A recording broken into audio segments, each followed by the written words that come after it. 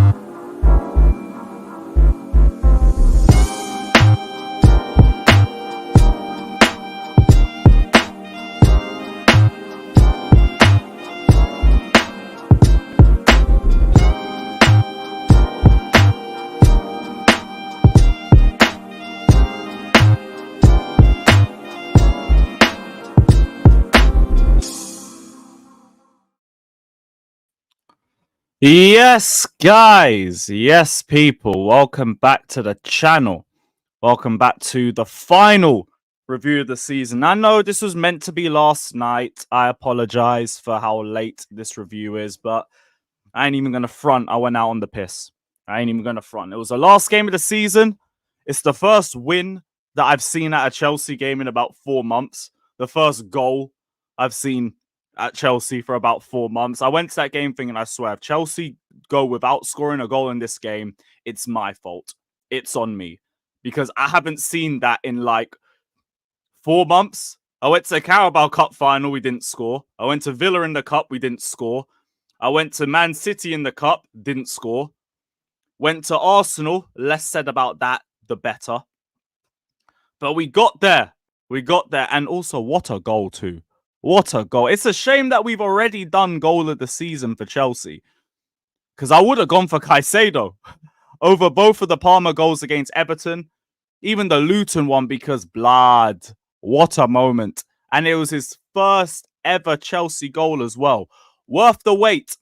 Hopefully now people can stop talking about the price tag and all of that crap, even though they should have parked all of that BS months ago.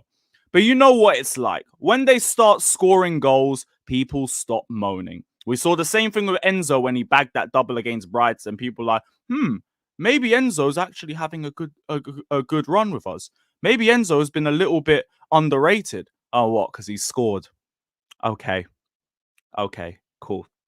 But yeah, we're going to touch on everything regarding the Chelsea-Bournemouth game. There's also a lot of transfer news to get into as well. It's part of the reason why I was late too. There's Somerville, well, not news, just kind of an update. There's the obvious Pochettino situation. Tic-tac. Tic-tac. Tic-tac. We got the Gallagher situation. Kendry Pires, we got news on Esteval and Gelson Bremer links. That's the new one. That is the new one. So plenty to get into in today's video. Plenty to get into. Big up to everybody just locked in. Big up to CNAC. Don't worry, next season we will be there, bruv.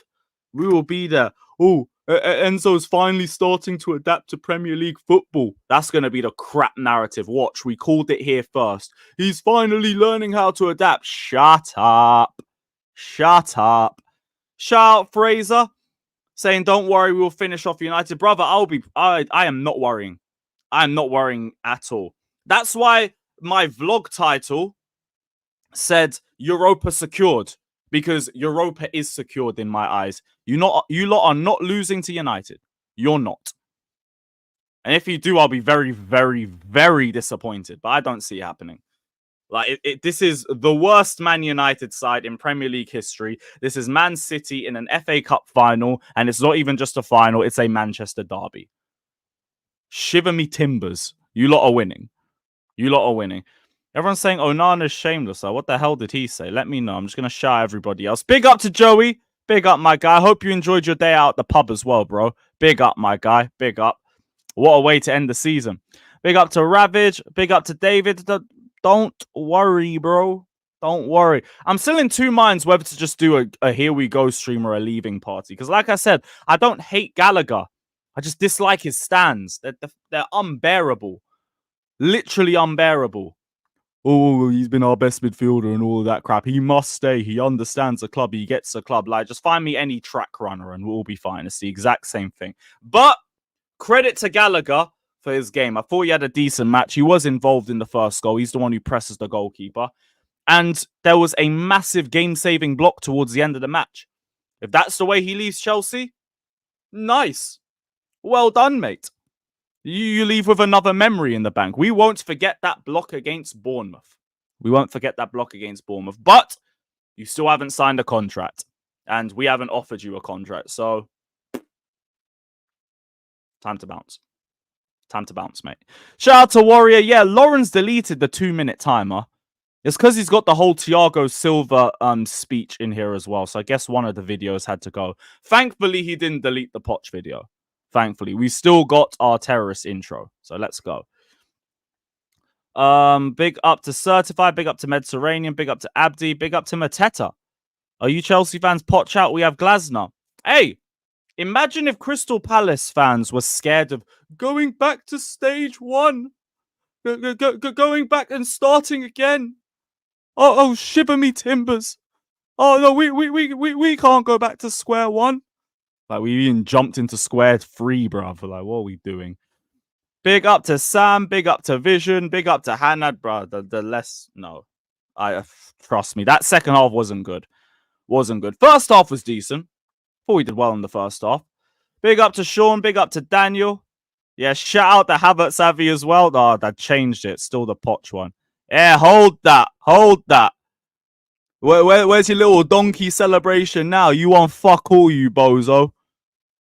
Your only heritage comes from what we gave you, the best defense in UCL history. It's what we gave you. Hold, you scrub, you fraud, and cry more. Where's my Arsenal tears thing? Is it? Oh, it's all the way over there. I can't even bring that up. I can't be bothered. But yeah, hold that. Shout out to Northside. Shout out to Troops. Shout out to Chelsea Fan TV as well for the raid. Shout out to Ace Soliman for joining the membership. Big up to you, my guy. Big up, brother. And yeah, what else everybody say? Are you glad United don't have any Europe? Bro, I'll be real. I don't care about United not having Europe. I care about us being above United in the table. And we should have been fourth. Anyway, we should have been fourth. Which is also, how are you still Poch out? Because I'm judging the season as a whole. And as the season as a whole, people don't want to hear it, but we failed. We have failed. We should have got fourth. We should have got a trophy. We failed to get a trophy, and we bottled the trophy. And we failed to get fourth. We are 5 points off fourth. So, like, I can acknowledge the end's been good. We've ended the season well. Credit to the manager for that. My whole stance is that people need to stop being blinded by the last few games and look at the season as a whole. Josh, I promise you, the comment section was driving me fucking mental because it's yet another indictment of how low the standards have got in this fan base. Man are over-celebrating sixth by itself. Like, just call it a progressive season and just move on with it. Why are these men trying to paint it as something massive when we should have been in this position months ago? Injuries. We don't have one game a week. It's fucking ridiculous, bro. The amount of times I've explained the stupid points that we dropped throughout the season, and it's not because of injuries. Because again, how did it take us to getting our best run of football with our biggest injury crisis? How? That comment section is just... Well, no, there's a couple of decent people who even don't agree with me, but understand where I'm coming from. Understand some of the points that I'm trying to make. I'm saying the season as a whole, we have underachieved. I have not seen enough to have faith in Pochettino, and I need to go to next season with him if he is even still here. And until then, people can't talk to me about the manager because my stance remains the same. I am not flip-flopping. And it's not because, oh, you don't want to admit that you're wrong. You don't want to admit that you're wrong. Excuse me, how many times have I admitted that I'm wrong? I admitted I was wrong about Lukaku. I admitted that I got Potter wrong. I admitted that the whole vibes thing with Lampard 2.0 was an absolutely hideous take. I can admit when I get things wrong. People really seem to run this narrative that I never do that. It's just I am not flip-flopping over such a short run of games when I have seen so much this season. So much. And like, I understand other people are saying as well, aren't you the guy who said opinions can change based on new evidence? I haven't seen enough evidence. I've seen enough to give him credit. Credit for the end of the season. And that's it. That is it. Yeah, Warrior, that Vibes one was a hideous take, but I stand on it and I apologize for that. I will hold my L on that one. And if Poch comes in next season and he balls out from the start, cool. We will eat humble pie, but guess what? That humble pie will taste sweet. That shout out to Turkish, because that was a cold bar. That humble pie will be so sweet. So sweet. But for now, get that pie away from me. Get that pie away from me, because I am not listening to it. Especially, like, maybe I could have heard it after some of the other games when we balled out and we played well. We weren't even, like, amazing yesterday. We were good in the first half, but in the second half, we weren't great. We definitely took our foot off the gas. When Caicedo came off, we lost control of the midfield, and you could argue Bournemouth had the better chances. They were just a lot more wasteful, and we also were pretty good defensively when it came down to it. But Solanke had a good number of chances in that second half. But people are still watching that, and they're saying, and they're running with the same narratives from a few weeks ago. It's fucking ridiculous. It is genuinely ridiculous. But whatever, like, in a couple of days, this whole scenario is going to be over. This whole situation is going to be over. because the big end of season talks will be the big end of season talks, and I look forward to that because honestly, if they're judging it based off the season, I don't know how you keep him. Not unless he's on literally a tightrope. He thinks the world will fall apart if he changes his mind on Poch. No, I don't. No, I don't. I want to be wrong about Pochettino. This is another thing that people don't understand, and I've said numerous times. I want to be wrong. You think I want to be annoyed at my manager the entire season? You think I want to not have faith in the guy that's meant to carry this project? You think I don't? If that was the case, I would have been Poch out from day one. I wasn't. I backed the appointment. I backed him through preseason. Even when I was losing faith in him for the first half of the season, I didn't say Poch out. It took me till Manchester United to get to that point. Man United is when I got to that point and I was like, nope. Nope. Because I even said I'd wait till Everton, the game after. But that United game was so hideous, I refused. I was like, I'm done. I'm done. I'm not listening to this anymore. Because if you're getting doggied by that United side, it's finished. It's finished. Big up to CNAC saying, judge the season as a whole like a normal functioning grown-up. Poch needs to leave. But since we got Europa, we don't kick him in the ass. He can walk out. Exactly. Like we said a few weeks ago. If you get Europa, I will hold the door open for you. I'll say, there you go, mate. There you go. Goodbye. Goodbye. All the best in your future endeavors. Shout out John Laurinaitis and all that. If you know, you know. And I said, if we don't get Europe, kick him out the door. Chase him out with pitchforks and knives. But we got Europa. We should have got Champions League, but we got Europa. So, hey, we made progress. We made progress when you compare it to the worst Chelsea team in Premier League history with the worst attack in decades. But hey, whatever, man. Bro, Joseph, like, I genuinely thought I was being trolled in that comment section. I genuinely thought I was being trolled. The amount of people saying, just be happy. Just be happy. Just smile. Just be happy. I thought this was their get back to me for all the times I was doing the whole toxic positive smile. Be happy. Sing Three Little Birds and all of that. No, I wasn't on the verge against Bournemouth. That was like the first real red flag for me. When he said we needed to protect the point, I was like, what do you mean protect the points? They haven't won a league game yet. What are you talking about? That's when I was just like, okay, what have we done? I'm only saying this quietly, but we might have made a howler with this one. Because before that, it was the Forest game. And that's still one of the worst Chelsea matches I've ever watched in my life. 2 forwards at home. And we wonder why we didn't create anything. Oh, but Jackson should have scored his chance. How about you make more chances? How about you make more chances? Because we didn't. We looked so toothless. We looked like some 80-year-old granddad, bruv. We were that toothless. It was ridiculous. Yeah, man, good times. Mr. Entertainment, I think his name was. Or Mr. Personality. John Laurinaitis was hilarious, man. I wish you the best of luck in your future endeavors. I am Mr. Entertainment. Shout out Laurinaitis, even if he did get caught up in some fuckery recently. But big up. Big up. Yeah, man, Stamford Brothel. People forgot about that. I will say, though, we have improved our home record. We have improved that. That's one of the positives of what Poch has done. Like, our attack's getting better, even though I expected it. Our home form's improved, and we've ended the season well.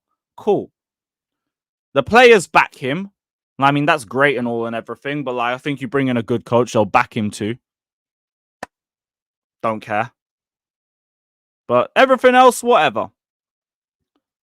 Bro, like, mate, was that the case? Was that a thing of us dropping back? Because I wondered why we lost control. I thought it was just down to the Caicedo substitution. And I hope he's not injured. But I also hope the reason that we took him off was an injury. Because if it was tactical, what are you doing? Also, another reason why... Oh, but we don't miss Enzo. But we don't miss Enzo. Okay, there you are. There you are. There you are. Big up to Tarek saying I'm genuinely disappointed with our season. We've sacked managers for less. It's relief more than anything. I hope people realize this. Facts. Facts. Facts. Because you lot remember, after the Sheffield United and Burnley games, I was done with Europe. I stopped believing. I was like, yeah, we ain't getting Europe. Forget this. Forget this. You can't even beat the bottom two in the league, and I'm meant to believe we could do that. Now, if we had beaten those two teams, we would have been fourth. We would have been fucking fourth. But these are the uncomfortable conversations that a lot of these idiots in our fan base don't want to listen to because, oh, we've progressed. Oh, we've made a cup final. We've made a cup final. What a trophy. What a trophy. Did we win that final? But in experience, okay, how many youth players did Klopp wheel out and they still look better than we did? What about that? I won't blame him for the FA Cup. I'll stay consistent on that because the forwards are the main reason why we lost the FA Cup. I will say that. So I won't blame him for us getting knocked out of the FA Cup. But the Carabao Cup, moan about inexperience and then play like that in a final against children. Disgrace. So yeah, I'm glad LB said that. LB's at Manchester City where the standards are at an all-time high. He knows where we're going through, what we're going through. Or he can see the drop-off. Because we used to be at that level. We used to have that mentality. Now we're sitting here doing a bunch of copium for being fucking sixth.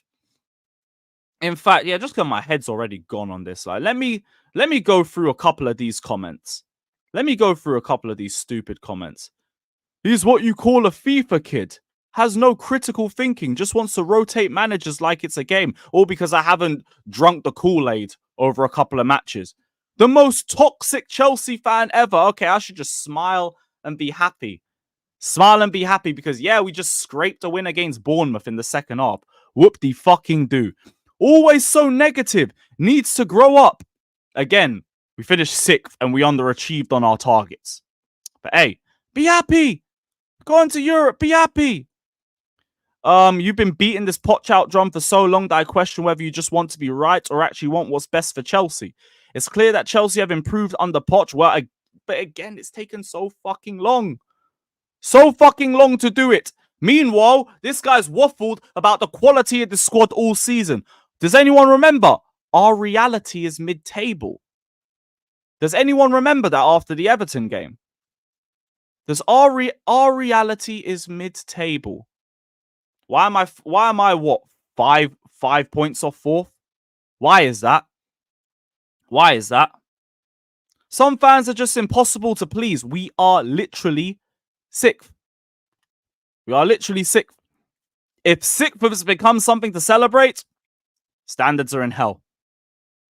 People don't realize that Poch is the guy before the guy. His speciality is to develop young players and turn them into men. So if you just said Poch is the guy before the guy, you've just told me that Poch isn't the guy. So, how very intelligent. That's another argument some of the Pochinners tried to use. He sets the groundwork. The groundwork is set. Bye-bye. Bye-bye. You just told me he's not the guy who's going to lead me to a league title. Why are you sitting there blindly backing him? Why? What are we doing? He will be the guy who sets the framework. He won't be the guy to lead us to a league title. So, what do you think the aim of this fucking project is, you stupid motherfuckers? It's so stupid. These players were not top 6 quality at the start of the season. Oh, what, the start of the season where we fucked up statistically the easiest start of the season out of everyone in the league? Oh, I'm sorry, this team wasn't good enough to beat Nottingham Forest, an Aston Villa side who we should have even smoked regardless, Bournemouth, Brentford, West Ham away. Is so dumb. He's just refusing to eat his words and admit the circumstances that caused the inconsistencies in performance throughout the season. What circumstances? Don't waffle about injuries when we played our best football with our biggest injury crisis. What are we talking about? This brother never can be positive. Just be happy. No one said celebrate it like we won the league. Just chill. So I was literally positive about the end of the season. Was it not positive enough? Was it not positive enough for you? Do you want me to literally sing Three Little Birds? Would that make you feel a little bit fucking better? Poch is building something special here. You would have won a trophy. You at least won a trophy if that was the case. What else? He's playing the role of the Chelsea Fan TV villain at this point. Well, guess what? Maybe someone has to be the villain. Maybe someone has to be the realist. Maybe somebody does. Maybe somebody does. What else? What else? We had a good season and he still wants Poch to be sacked. This is a progressive season. It's not a good season. If it was a good season, we would have got 4th. Thankfully, there's some guys in the comment section who are showing some realism, remembering that we literally lost 5-0 to Arsenal like 3 weeks ago. And let me go to... Do you, man, want me to go to Twitter and get all the tweets that were under the Chelsea post when we lost 5-0? Man was speaking a completely different tune then. But hey, we beat Tottenham. We beat Tottenham. How do you walk back calling people dumb, stupid, and motherfuckers if Poch stays and proves you wrong? Simple, because they all gaslighted the fan base this season, which is why my stance hasn't changed this season. Next season, if he hits the ground running, it will be a blank slate. It will be a blank slate, and I will let him cook from the start. In terms of this season, it has been a failure, because we should have got 4th. Calling it progress is only progress because you compare it to the last season, which was even worse, and because we managed to get Europa League. But Europa League was not the initial target. The target was top 4. The target was a trophy. We didn't get either of them. We didn't get either of them. That's it. That's it. So if he cooks next season, good. Good. It is what it is. And I will give him credit for that. I will give him credit for that. Big up to Summerhawk saying Caicedo and Nkunku. Caicedo and Nkunku are decent. Yeah, Caicedo was actually decent off the bench. Another good cameo from him. The Gallagher last-minute shot was all from Caicedo's interception. Yep, remember that. Him and Nkunku bossed their aerial duels. Good substitutions. Well, the only problem was that we had to take Caicedo off. I'm guessing it was an injury because I do see on Twitter people are talking about a knock. So, I mean, I hope it's not anything too serious. Just thank God the season's over because, if we had to deal with a long Caicedo injury at any point in the season, finished. Finito. Absolute finito. But yeah, big up to Caicedo, man. Good cameo from him. Good cameo. Big up to Dinishan saying Poch has no tactics. Palmer and Caicedo saved him. It took him till match day 33 to implement decent tactics. Which is, again, why I'm not sold on him. If they choose to keep him, I'll be angry for a day. Like I said, I'll be angry for like a day or two. And then whatever, we move to next season. Just get the right players in. And if Poch can't cook with them, bin him off at the first available opportunity. But if they choose to keep him, whatever. I just don't agree with it. I just do not agree with it. Big up to Keyshawn as well. Bro, when managers figure out Cuckoo inverting style of play, we are back to square one, another 10 months again. It will be very interesting to see what our tactics will be like next season. When everybody's back. When everybody's back. When everybody's back, let's see how we play. Because that's another reason why I won't be too annoyed if we keep Poch. I'll be annoyed, but like not for too long. Because no more excuses. No more excuses. You just hit the ground running. Don't waffle to me about time. Don't waffle to me about patience. Don't waffle to me about injuries. Don't talk to me about a damn thing. Don't talk to me about a damn thing. You win games, you keep it moving, and we will judge you on a game-by-game basis. It's as simple as that. It's as simple as that. I think at the end of the season has earned Poch a chance at next. I would call it more a stay of execution. If anything, I'd call it more a stay of execution. If it even gets to that. That's the way that I would look at it. And even then, I think if you judge it throughout the whole season, I don't know how you keep him. I don't really know how you keep him. This man lied about the quality of this squad all season. All season. Even threw the players under the bus at certain positions, all to just hide away from his crappy tactics and his crappy game management. Yeah, Warrior, that's why I said the start of the season, not pre-season. Pre-season, I am not taking seriously. I'll judge individual performances. I'll keep an eye on the structure, but I ain't getting carried away like I did last year. I'm not getting carried away at all. When I'm saying Igbali quotes, what's Igbali said? Is it direct quotes?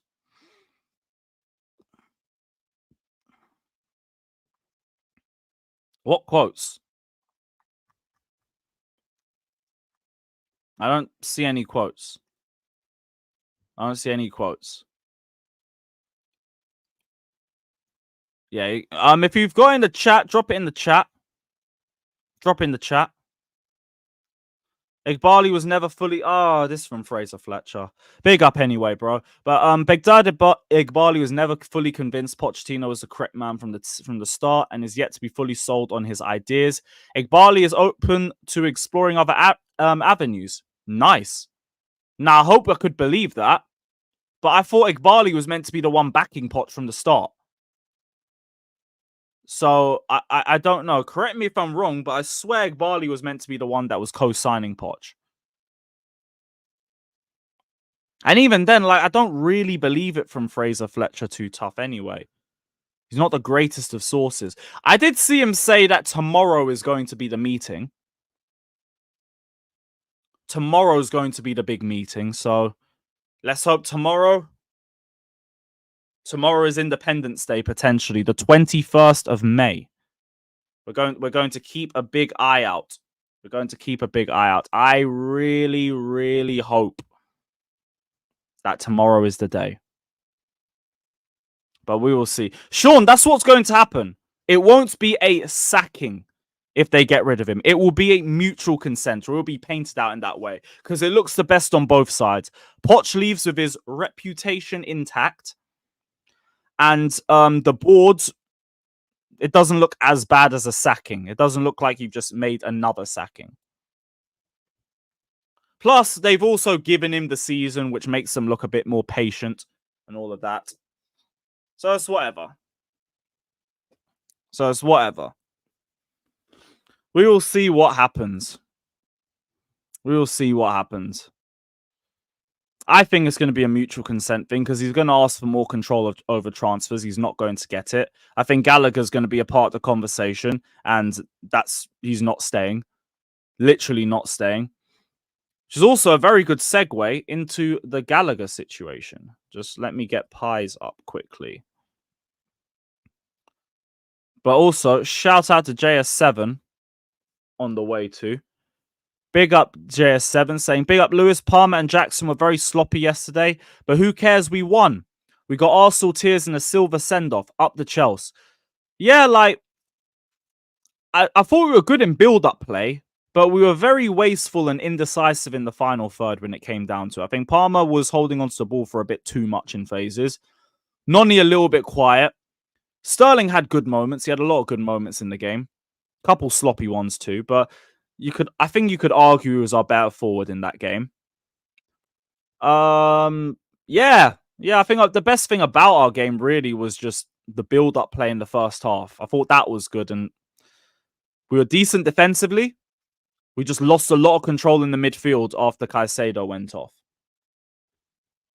So yeah, I think that was it. Like, out of the run of games, this was definitely the worst match. It's between this and Forest. Actually, to be honest, it might even be Forest. Forest were worse for way longer. We were worse for way longer in that game. But where is this Gallagher update? Chilwell nowhere to be seen. What happened? I don't know. I hope I don't see him again. That was the same thing I thought about when I saw Poch going straight down the tunnel. Goodbye. Bye-bye. Bye-bye. I know some people are saying he had to go do media duties. If he did, okay. I don't care. Like, that's not my point. My point is, goodbye. I hope I don't see you again. Bye-bye. That's it. I don't care what the reasoning is. I don't even care if it was true or not. Who gives a damn? Bye-bye. Sayonara. All of that. Na-na-na-na. Na-na-na-na. Hey, hey, hey. Goodbye. And speaking of goodbye, Chelsea still haven't held conversations with Conor Gallagher over a contract extension. Kieran Gill also said Gallagher was talking to Igbali once the ground had emptied. I wouldn't look too deep into it. Maybe they're talking about contract situations. Maybe they're talking about the season as a whole. Maybe they're talking about potential transfers. You never know. But Gallagher, he is gone. Another one. Na na na na na na na na. Hey. Goodbye. Thank you for the block, by the way. Thank you for the block. That was nice. Big up for pressing the goalkeeper for the first goal too. But brother's gone. He's gone.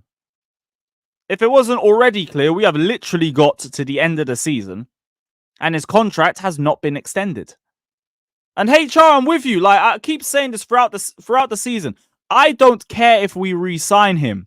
We just are not re-signing him, and it's been clear. It's the same energy I said for Mount, except Mount I actually wanted to get rid of. I wanted Mount gone. But in terms of Gallagher, he's not staying. He's not staying. Will they riot? I don't know. There was a couple of if they sell Connor, we riot shirts at the bridge yesterday. They're going to be pretty useless in a couple of weeks. But hey, keep the spirits up, mate. Keep the spirits up.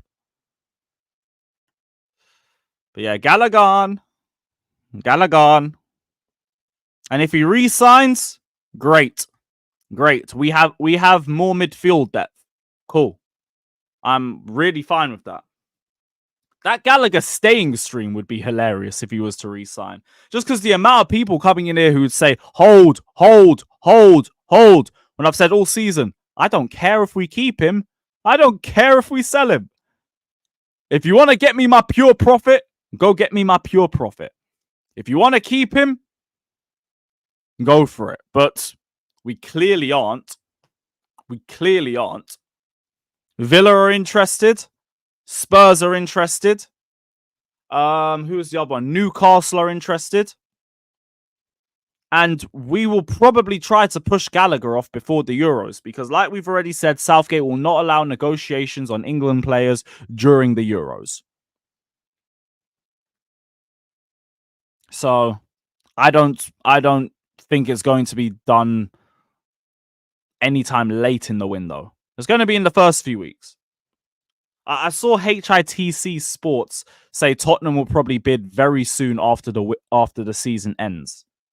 Make of that what you will, because I don't know how legit HITC are in terms of sources. But hey, don't care. Yeah, send them the banner too. Send them the banner. Chelsea since birth. It won't be ending that way. Unlucky, innit? Someone got to leave, and you just ain't got that quality, mate. You ain't got that quality about you. But I respect that you tried. You gave it the old college try. You're a hard worker and all of that, but someone got to leave. Yeah, Vision, that's why I'm still not sure about even doing a leaving party. The only reason why I would do a leaving party is because I'm sick of his stands. His stands piss me off to death. But in terms of Gallagher as the person, the player, I don't hate him. He's just massively overrated. That's it. Like, that's why I'm really indifferent to keeping him. If we kept him, you would not see me here on streams raging. I'd just be like, cool. I didn't expect this, but all right. We got depth. We've got a guy who isn't going to push to leave. Who knows? Maybe a better coach might get something out of him. Maybe. But that's it. That's why I'm not sure if I'll do a leaving party. I might just do it just for the reactions. Because I know so many people will flip about it. He's doing a Gallagher leaving party. What's wrong with him? He doesn't get the club.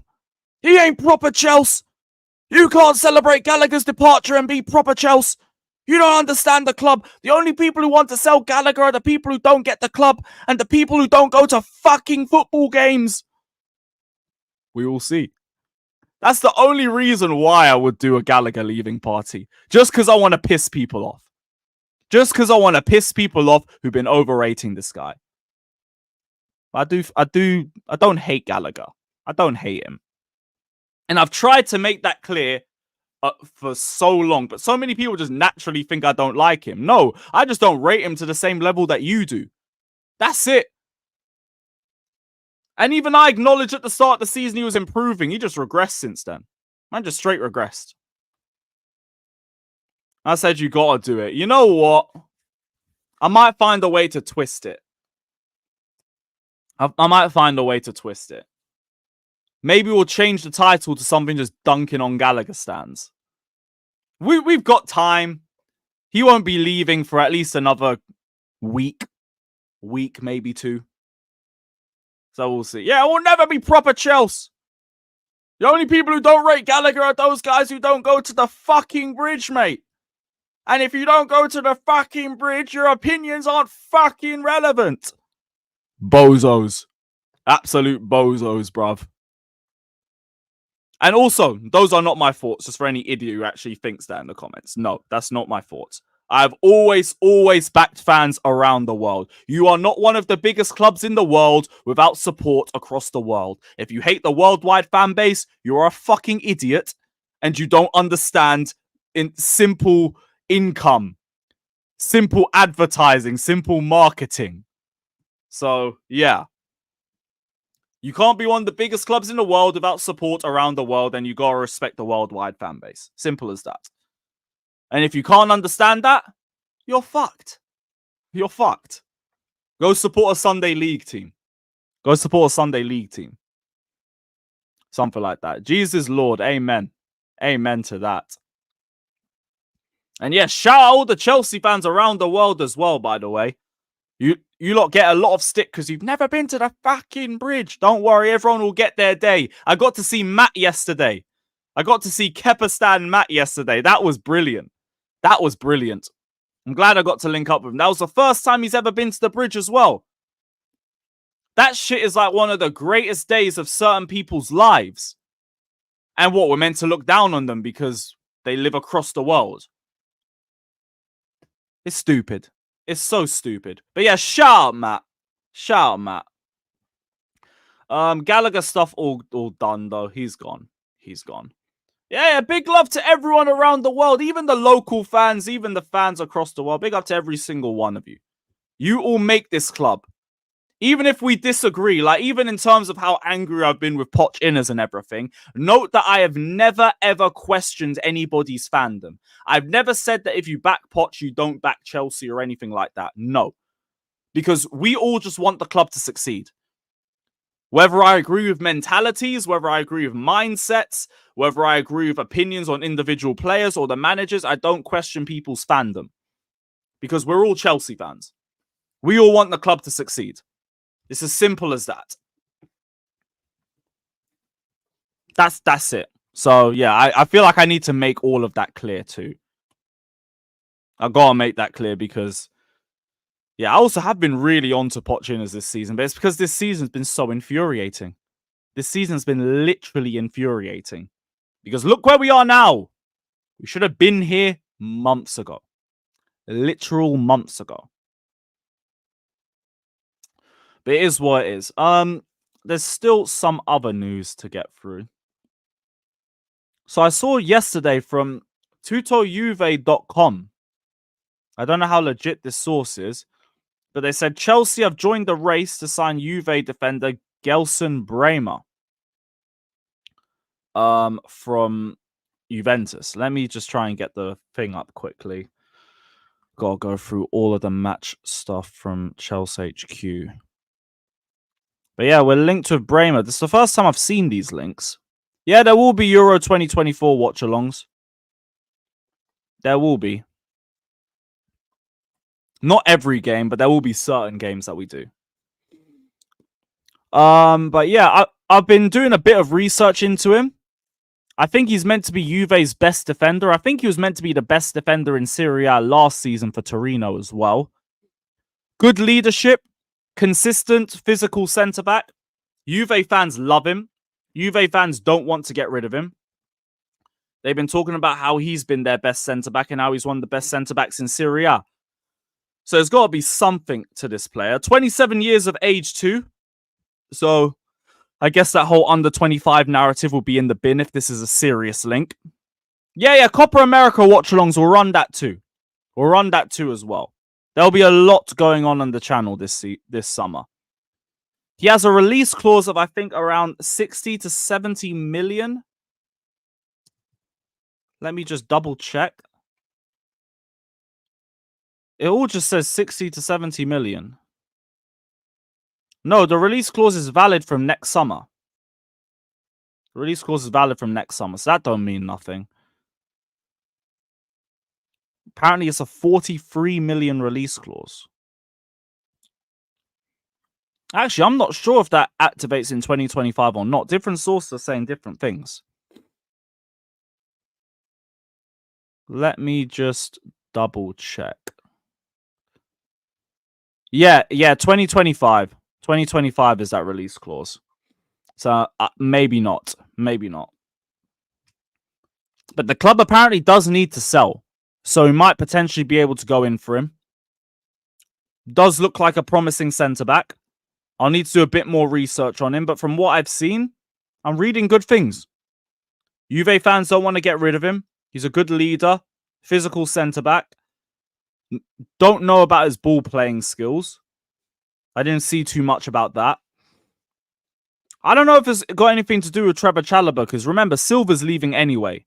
So you're going to need to get another centre-back. We're now in Europe. So you're going to have to get another centre-back. So it remains to be seen on that one. But I did see these Bremer links, so I did want to bring that up quickly. A guy's shaving his hair on Hassam's channel. What? What? Hassam's not shaving his head again, is he? Yeah, what the hell? What's going on over there, mate? What the hell? Why is this guy just randomly shaving his head? What the hell did I miss? I'll bring this up in the chat just for a little set, but what? A very common occurrence with this team. But your thoughts on Gakpo chasing down the goalkeeper, playing a perfect pass to Diaz, and then Diaz missing a sitter? Your thoughts, please. Do bears shit in the woods? Does Diaz miss simple chances? Yes, that's the answer to both. No, don't do that. Don't do that. Yeah. Don't do that. What do you want me to be? That just epitomizes blood. That's crazy. Shout out Hassam. Big up to Hassam. It's his birthday as well, so if you head over there, tell him happy birthday from us. But yeah, what the hell is going on over there, bruv? What? You said if Amorim doesn't come to Liverpool, he'll shave his hair loose. Yeah, this is why you don't put hair on the line. Yeah. Nope. That is ridiculous. That is ridiculous. Hey, good content, though. Good content, though. Anything else? So, Palmeiras hopes to finalize the sale of Esteban Willian to Chelsea in the coming days. I think all that's left to be done in this deal is payment packages and bonuses. Ben, shush. So, all we're waiting for is the president to sign off on the deal, but a verbal agreement is already in place. We already know, I think it's 40 million euros plus 25 million add-ons. You're probably just dealing with the payment packages of that. And that's it. But yeah, hey, Jesse, it's your birthday as well. Yo, yeah, Jesse and Rage. Shout out to these guys. Say happy birthday to Rage. Say happy birthday to Jesse in the chat, people. Big up, my guys. Big up. Big up. Happy birthday to every single one of you. You lot share a birthday with Hassam. Shout out, man. Big up. That's the donkey. You're a donkey. Big up, everybody. And yeah, shout out the community as well. I said happy spawn day. That is unbelievable. That's a new one. I haven't heard that one before. But big up to the chat, man. Big up to the chat. Wish him a happy birthday. It's always worth celebrating. Always worth celebrating. Kendry Pies will also not be going out on loan in 2025. He is the next one. Oh yeah, HR, I joined you, bro. I'm with you. You and me both. Oh wait, there we go. We all there, man. Samina, hey, waka, hey, 60 million in the bank. Havertz is fucking wank. Hold stupendously. Holds stupendously. Josh, I think I'm going to do tier list instead, like tier list season rankings, because in terms of selling players, we all kind of know who potentially is going to leave or that we'd want to get rid of. I think the only real debates would be, do you sell or loan Mudryk? Chilwell, we all probably want to get rid of him, or the majority. Gallagher might be a debate. Might. I doubt it. That's it. That's it. Shout out to Summerhawk as well, saying based on the team now, back four next season should be Cucurella, Chalobah, Fofana, and James if fit. Here's the thing though, like it's going to be one of the left centre backs playing on the left. It'll be one of Badiashile or Colwell. I can't say which one is going to play because Colwell hasn't had enough game time this year to even properly judge him. And preseason will determine a lot as well. But I genuinely think Chalobah could potentially go back to being on the bench. Potentially. Fofana, like, bro, we just need to see Fofana play football first, innit? Let's let that guy get fit. Let's let him get back onto the pitch, and then we'll talk about him being our number one centre-back choice. Because we know the quality that Fofana possesses. Don't get it twisted. He ain't played in like a year. He ain't played in like a year. We can't. We can't. No one's going to say sell Badiashile or Colwell, though. Loaning Caicedo, yeah, but like, kind of goes without saying. Kind of goes without saying. So I think it'll be better to do tier list rankings for the season. I think that would be a bit better. But yeah, Kendry Páez is not going out on loan. He's going to be staying with Esteval Willian in 2025. So the real question is, what's the squad building going to be like? One of Sterling or Mudryk will need to be gone by then. And to be honest, if Mudryk ain't kicked on by that point, you're probably better off just cutting your losses and then just trying to find a club for him. Like, yeah, we can say Sterling is leaving all that we want, but like, Sterling has to want to leave too. He don't want to go anywhere. Sterling is comfy. He's comfortable. Why would he want to leave? Man is back home with his family. He's earning 315k a week or 25k or something stupid. Why leave? Why go? He doesn't have to leave.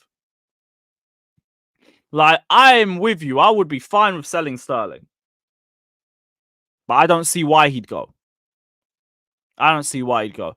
The club's clearly been backing Mudryk as well throughout this spell. So I don't even know if he would leave personally. But if you're bringing Páez and Esteval into this first team immediately in 2025, somebody's going to have to make way. Somebody is. Who's it going to be? Who's it going to be? Or could it even be somebody on the right? Could it be a Noni potentially? It ain't going to be Palmer. Angelo Gabriel. Who else? Amari Hutchinson. Yeah, they're gone anyway. Amari is 100% getting flipped unless he literally shows himself to be generational. Same thing with Angelo, because I don't know where you fit all of these guys. And also, like, because a lot of them are young, they're going to need minutes as well to develop, which is why Europe was so important for us. That's why. So I don't know what the idea is. Barkley to Villa. What? Barkley's going to Villa. Raw. Yeah, safe for that, Fraser. Villa are in advanced talks to sign Barkley from Luton Town. Yeah, they didn't wait. They didn't wait at all. That is mental. Now, you know what? Barkley deserves a move like that. Barkley deserves a move. You done well this season. You tried with Luton. He deserves to go back. Barkley back. Barkley back.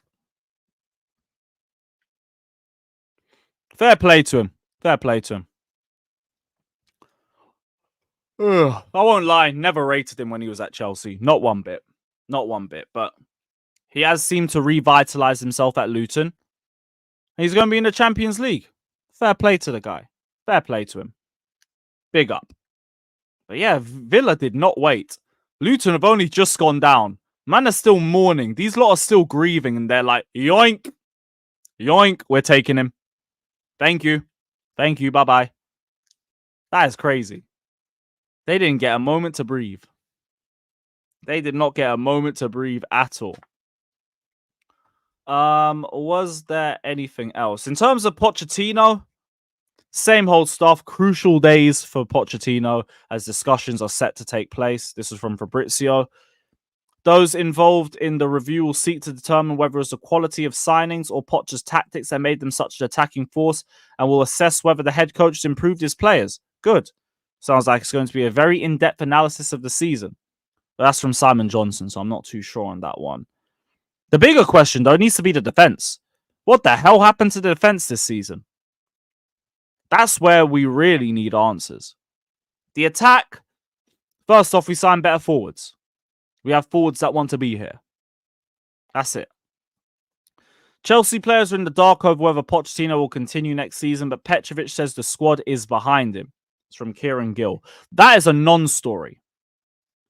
That is a non-story because, okay, Chelsea players don't know if Poch is going to continue next season. Duh. Petrovic says the squad is behind him. Duh. Thank you for the non-story. Thank you for the non-story. Thoughts on Ferdinand's comments? What did Ferdinand say? I'll have a look at that and then I'll send the link out. What did he say? Oh, it's a video. Yeah, I can probably play this.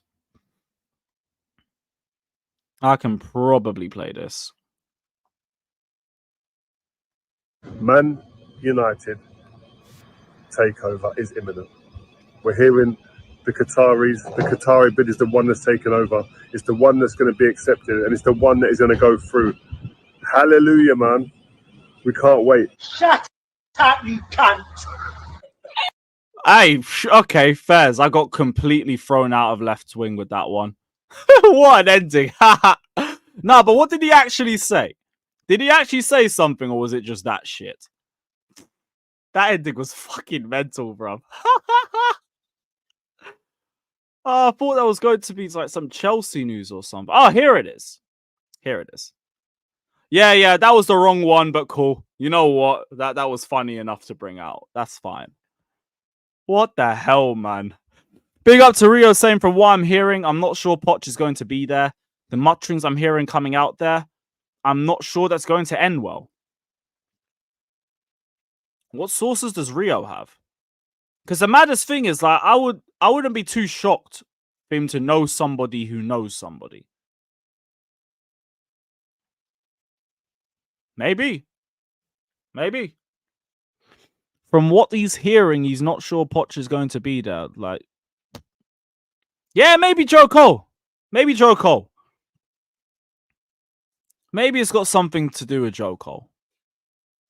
I don't know, but we can only hope. We can only hope and pray. Can only hope and pray. But nice. That's good to hear. It's good to hear. Calm. Well, I'm going to send the link out anyway. So big up to everybody that's locked in. Hit the like button, subscribe. Super chat if you want to guarantee your comment gets read out.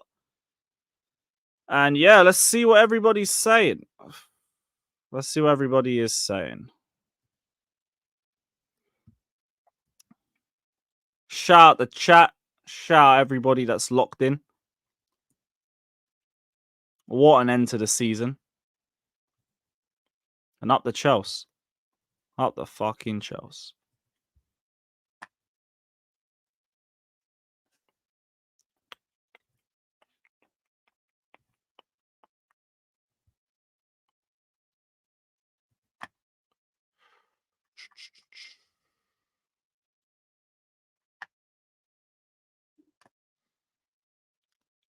Big up, Matt. Yeah, do a scope. I'm going to send it over. Where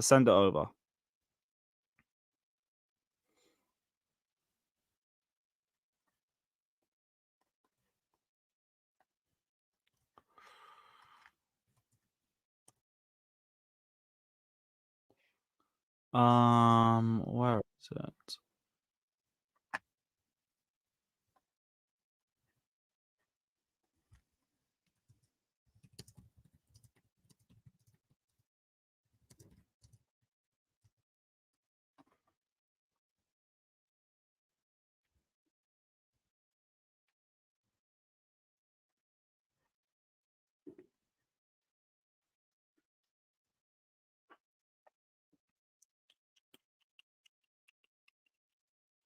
Nearly done, guys. Nearly done.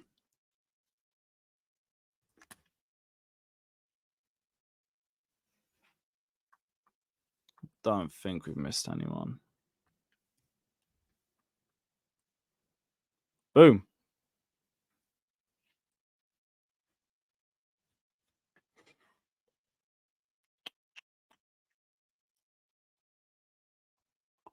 What fuck's sake?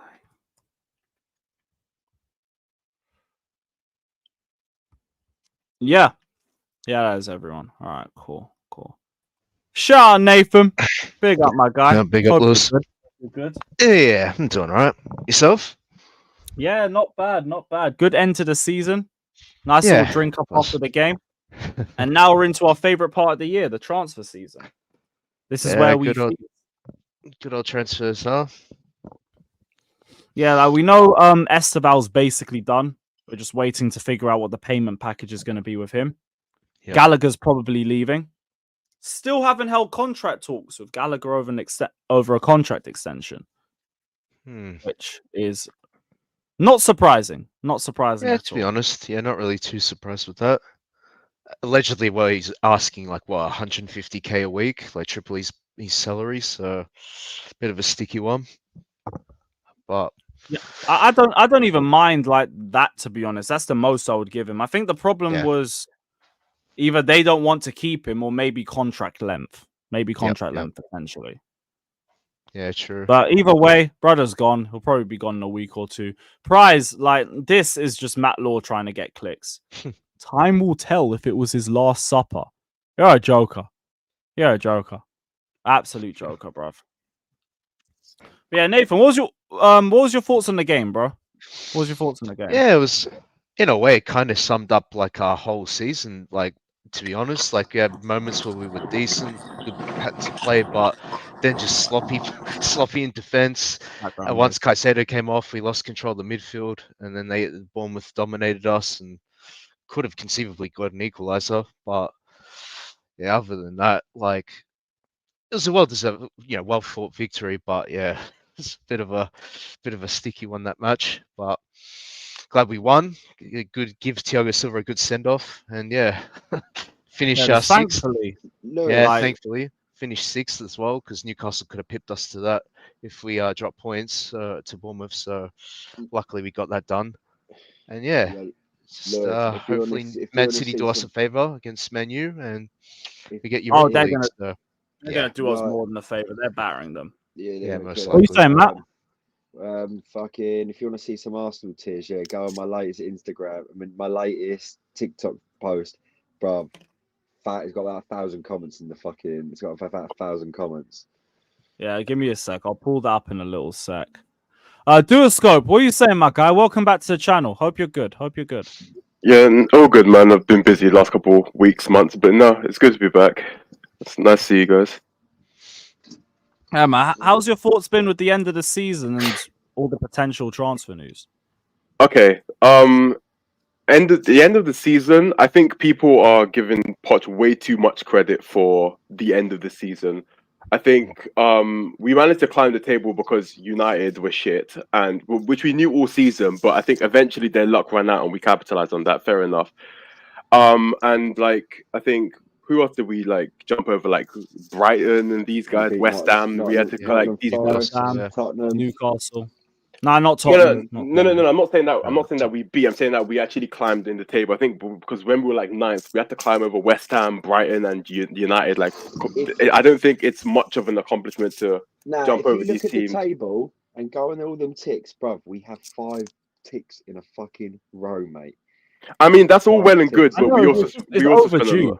It's over. That's exactly what I'm saying. It's way overdue, and the fact that I think we also need to consider that towards at the second half of the season, a lot of teams were on the beach. I think not the Forest one. They were up for it. No, they weren't. But teams like Bournemouth were, Aston Villa were, Newcastle. I think Newcastle were a bit iffy all season. Aston Villa was not on the but Aston Villa still competing. I'd say more West Ham and Bournemouth, if anybody. Yeah, I don't think. No, Maybe definitely Brighton. Aston Villa. Brighton Definitely as well. Aston Villa.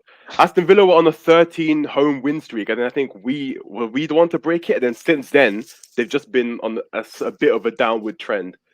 So No, I'm but a they bit, still had Champions League to fight for. Like, to be on the beach is to have nothing to really compete for. Okay. Let me clarify. I just feel like they weren't the same as they were in the first half of the season, in the second half of the season. I think there was a noticeable drop off. But what's it called? In regards to transfer rumors, I'm sorry, just to clarify as well, I do think Poch should still be sacked, but I think that should be contingent on who we can bring in. But I'll talk about that later.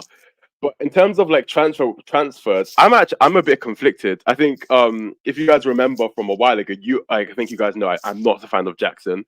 I still have like I'm not. I don't want to tell you. I like my striker. I like my strikers to be able to strike a ball cleanly. I don't think he can do that. So it's a Do you finishing not rate issue him as with a you. striker or as a player? No, I rate him as a player, not as a striker. Okay. Yeah, you know what? That makes more sense. Fair criticism. But I'm now conflicted as to who we sign and like what purpose of I feel like our signing should be like, I don't think we should just sign players for the sake of signing them. So you're hearing people saying, "Oh, bring Elise," but I'm like, but where do you want it to fit in? Or bring Osimhen, but how do you want to play? Like, I feel like these are things we need to figure out first before we start thinking about who. I want Elise. I wanted Elise over Palmer last in the last summer window. But I think anyone would have said. Yeah, that most at people would have said that. To be yeah. fair. So but I just think that I think the first thing we need to figure out is the manager situation. The second thing we need to figure out is who we're selling, and then the third thing should be who we're signing. I think it should go in that. I think the one thing that's already assured is the players that would be leaving. We kind of already know that. It's your Gallaghers, your Broyers, potentially Chalobah, Maatson, Hall, Lukaku, Kepa. I don't think I've missed anybody in that list. Potentially a left back, which I hope wouldn't be Cucurella, and I hope is Chilwell, but we need to see. I'd sell them both, but that's just me. If you're getting two left backs in, like, go for it. I don't even mind. But I wouldn't mind keeping Cucurella. I think he's good in build-up, and he's got better defensively. Yeah, I just don't trust him to sustain it. That's just my issue with him. And I also think he's just I do have I don't know. I just don't think he uses his physicality to the way that he should. But I don't know. That's just me. But yeah, no. I think we have I think the most important thing is the manager situation. I think if obviously now that certain managers are off the table potentially, I think keeping Poch might be okay, but I don't think it's warranted or deserved on its merits. But I think given the circumstances, I think he might stay. You could at least give Lewin a heads up there, so he could at least cover his ears before you said that. Guess it's a bit out of it. Oh no, I already know there's like an idea that he could stay. Like, I don't think it's 100% that he's leaving. I just believe he's going to go the way things have happened. Yeah, we're mentally prepared for him to stay. But why do you think he's going? Do you think he's because he's growing a pair of bollocks and telling Bowley and I was like, nah, this ain't doing. I want this. I want Talking that. out against the directors, he wants more control over transfers, which I don't think he's going to get. And if they're judging the season as a whole, we've had the worst defensive record in Premier League history, and we've only been really good in the last month or two. People will say 2024. I'm not listening on 2024. We haven't really turned form until about April. Then it's late April too. And that's the thing as well. Sorry to interrupt, but if you guys remember, like after January, I think after it was the Wolves game, like think about some of the performances we were winning, the Sheffield United game, the Fulham game, the Crystal Palace game. All of these games were going to Villa. Yep, apparently they were all crap. Yeah, all of those games were unconvincing as hell. They were terrible. Even recently, Man United was unconvincing. Forest was unconvincing. You could even argue this Bournemouth game wasn't convincing. But they were The only thing I would say is not in a good way, though. The only thing I would say is some of those games had a bit more quality in them than in like around about the January-February period. But like even still, like a lot of the points we accumulated, we were doing essentially what Man United were doing the whole of this season, where they were playing abysmally. Tottenham done that last season. Yeah, so yeah, as well. Like, I don't think and this is the thing as well, and this is my worry with if we do keep Poch, it will be the thing where if we do keep him, we're essentially like if like we face the same issues we did this season, next season, like let's say with injuries or our tactical plans not working, he's going to resort back to the same things he did this season when he came in, when like the issues arose. He came with excuses. He'll be like age, maturity, experience. He'll just come up with a whole bunch of buzzwords and people will fall for it. And we're just going to end up wasting a season, just like Man United have done this season. Think about Man United last season. They he said, I'm coming in to bring, it was alluded that he was going to bring in the Ajax way. He was going to bring in this style of football. He said, okay, cool, I have to manage with what I've got. Then comes next season and it just falls off a cliff. If we keep Poch, we're probably going to fall down the same road. Like I feel like I agree with what Lewis said. Like, well done, you got 6th, get the fuck out now. Like you've done, you hit the target. I just think he should be sacked just for not sticking to his guns, because there was no point. We were still losing games. You changed the system mid-season and we were still losing games. So why not just stick to what you started with in pre-season? It didn't make any sense to me. Well, it depends how thorough that review is, because if they actually judge it on all those things, then surely he's gone. You know what I mean? Like it's a complete season review from what we heard, and it's going to be based on everything, like injuries, the defense, the attack, the home form. All the positives, all the negatives are all going to be brought up, and then they're going to talk about how they can progress and if they're on the same wavelength and all of that. I think so. That's Nothing should be left unturned. I think that's going to be the sticking point, whether or not like Poch wants to continue with the owner's like vision. Because I think it's clear that Poch wants more say. I think that will be the sticking point as to whether or not he stays or goes. But I don't think the owners are going to give in to Poch. I think if Poch makes it a big thing of I want more say, he's gone. Yeah. But my issue is if he goes, I think we're fucked. Why you say that? I think because it sounds like you think we're fucked either way.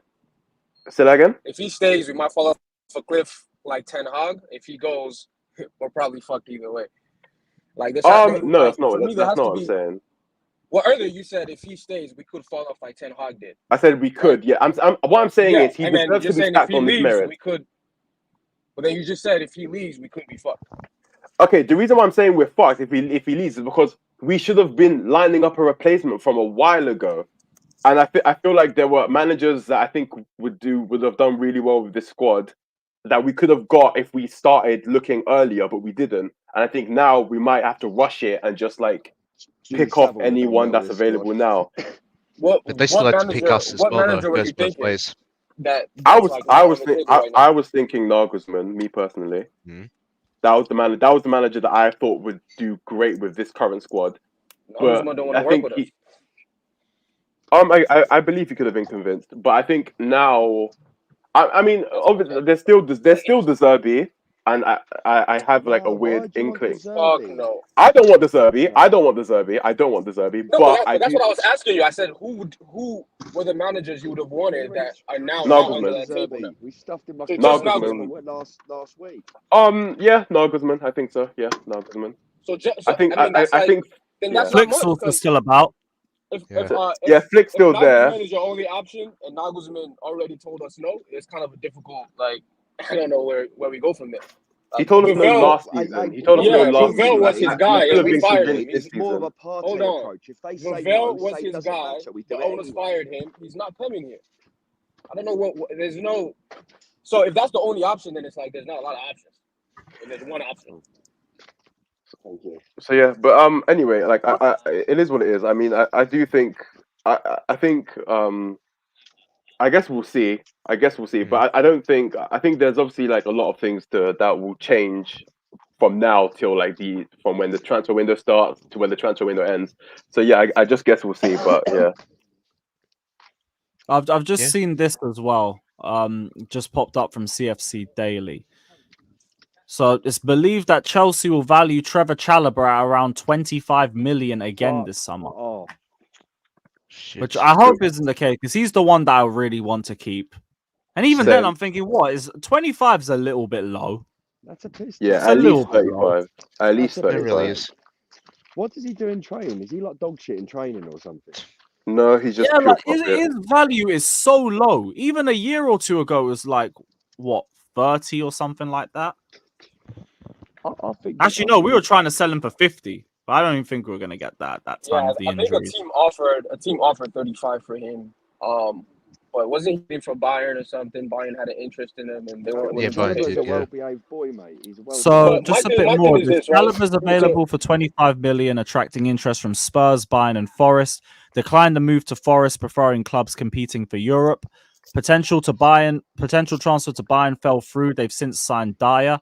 Tottenham still seeks a new central defender. Chelsea likely to value Chalobah at 25 million again to aid their profit and sustainability goals. Oh, bro.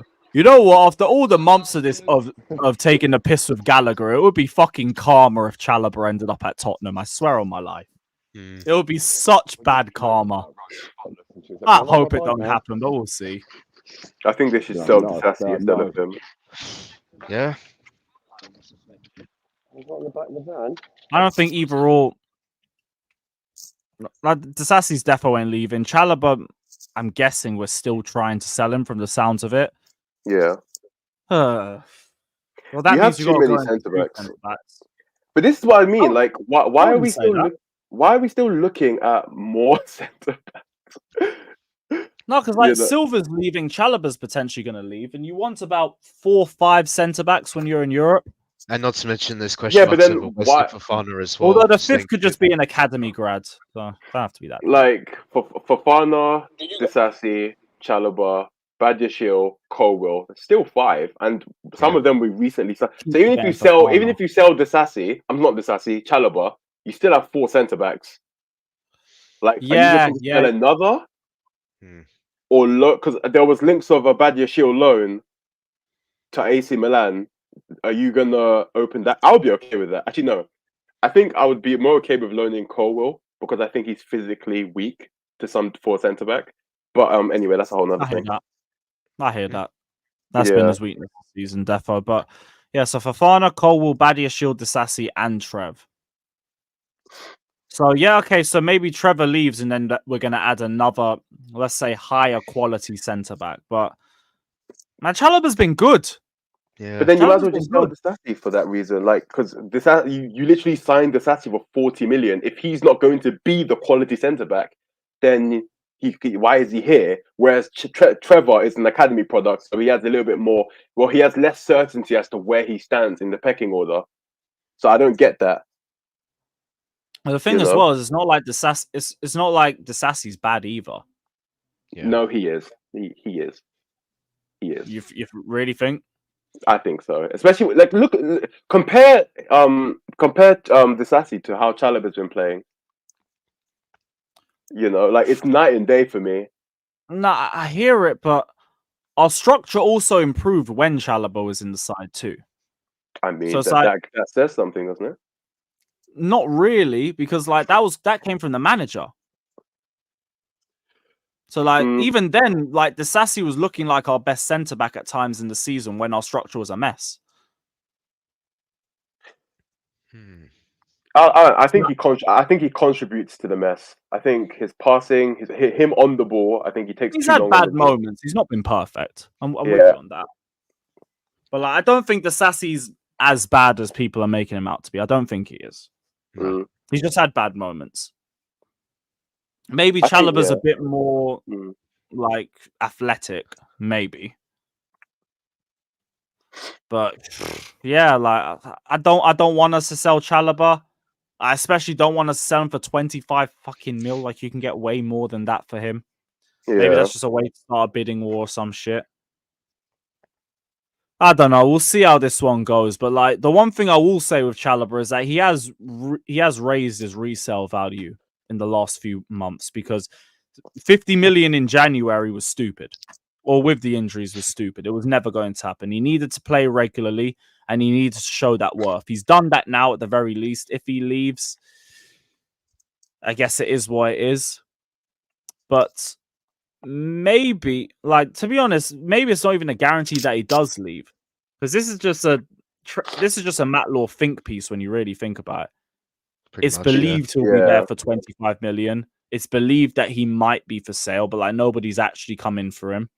Yeah. I place zero emphasis on these reports, by the way. Like I just like they say they throw out so much stuff. There's no way I can stick too much. You know, I think I remember there was a report saying like despite Gallagher, despite Gallagher's and Trevor's good performances, they're still up for sale. It's like they're still hanging on the whole like like it's they have a certain amount of information and they're just going to keep on like they're going to keep rewording these articles, which are essentially saying the same thing. I don't think it's wise to place much emphasis on them. Somebody said we should rank all of our centre backs from like best to worst. I want to see what you guys think about that. From best to worst this season?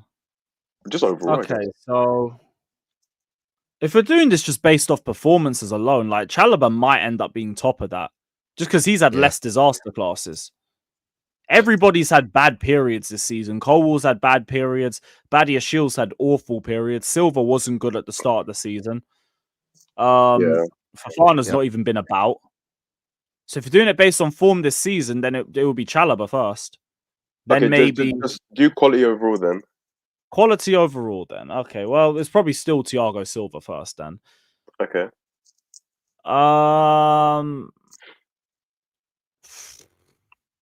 So Fofana, Badiashile, Colwill, and Chalobah.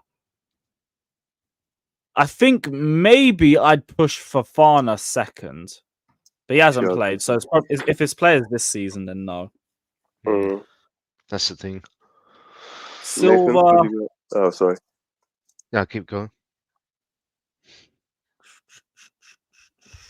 In terms of quality, it's hard to tell between the four of them because we know Silva's quality stands for itself. Yep. Fofana's shown me a lot, but he's not been here. But I'd still probably put him there for second. Then maybe Chalobah, Disasi, Badiashile, Colwill. And even then, I don't think it's a lot between the other three. I don't think it's a lot between the bottom three. So I guess that would be my pick. I guess. It's not really a lot to go off in that one anyway. Nathan, what about you? What would your top five be? Yeah, so I'd definitely go Silva first. I see. Me picking Fofana at second is just basically going off like what we saw in the initial phase when he was playing with us, but obviously because he's been out for so long. But I'm still going to stand my ground, put Fofana second.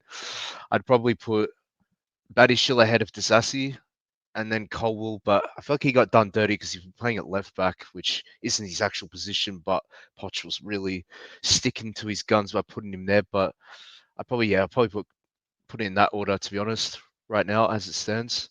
So hear that. Man said Colwill last, bro. I'm doing this based off what I've seen at Chelsea, innit? Yeah. And from what I've seen at Chelsea, like Colwill is probably at the bottom. I know part of it's not his fault. He's had to play left back for long periods. I don't blame him for that, but got to call it what it is. And he's bottom. He's got to be at the bottom. Yeah. Lewis, why do you have an issue with Poch? Fans like you are the reason why we haven't been doing good for the last 18 months. What? First off, Bozo, how am I any reason with how Chelsea are playing? No, you were playing defense last week, weren't you? You were playing defense when we lost 5-0 to Arsenal, I swear. You must think I was one of the bench players when we had that injury crisis. Like, weren't you the reason why Nicholas Jackson was missing all the chances? It was you, right? Well, the reason why our midfield structure was a fucking mess. By the reason why we go passive every time we're winning a game. Why our substitutions are reactive and stink half the time. Why our set pieces have gone down. Why we've conceded the most goals out of any Chelsea side in Premier League history. Why we've dropped points to the bottom 4 in the league numerous times. Why is that? Sack Poch now and we go back to what we were a few months ago. Who's to say we don't keep Poch and still go back to where we were a few months ago? What are you talking about? What are you talking about? Yeah, You're absolutely insane. What's Wait, so well, Lewis, you wanted top 4 for this season like, at the beginning of this season. I'm guessing, right? Yeah. Yeah. I predicted we finished 6th, so I actually got lucky with that one. Yeah, but what's your prediction for what would you think is acceptable for next season? Top 4 minimum, and you must get a trophy. You must get a trophy. Europa is a must. Domestics, there's no reason why you can't add to that as well. And we'll see everything else. Like, I want to believe, because we could have got top 4 even with these injuries, you could maybe look even higher without the injuries. But it remains to be seen as well. Plus, other teams could improve. So I'm not going to push for too much. I'm just going to say top 4, it's not even a you must, it's a you'd better. You'd better. Yeah, because obviously going for top 4 next season will probably still be City, still be Arsenal. Liverpool probably, because I still think they have question marks. Yeah, they might not get like 82 points again, but they'll probably still get like high 70s. I don't think they'll be dropping into the 60s. That 4th spot, I don't think Aston Villa will keep this up for another season. I think this whole highline, whole highline for life stuff is not gonna carry on till next season. But anyway. So there is opening for a 4th spot. I do think we probably should be looking at that. Yeah. But then, but if top 4 is the requirement, do we really need to be spending a lot of money on like 100 million Osimhen or like a top tier centre back or even like a new goalkeeper or like so some of these like marquee signings? Do we need to be looking at those now? Do you think? Striker seems like a must, to be honest. Like, I think we've already been looking at a striker, to be fair. Like, Osimhen looks like it's going to happen.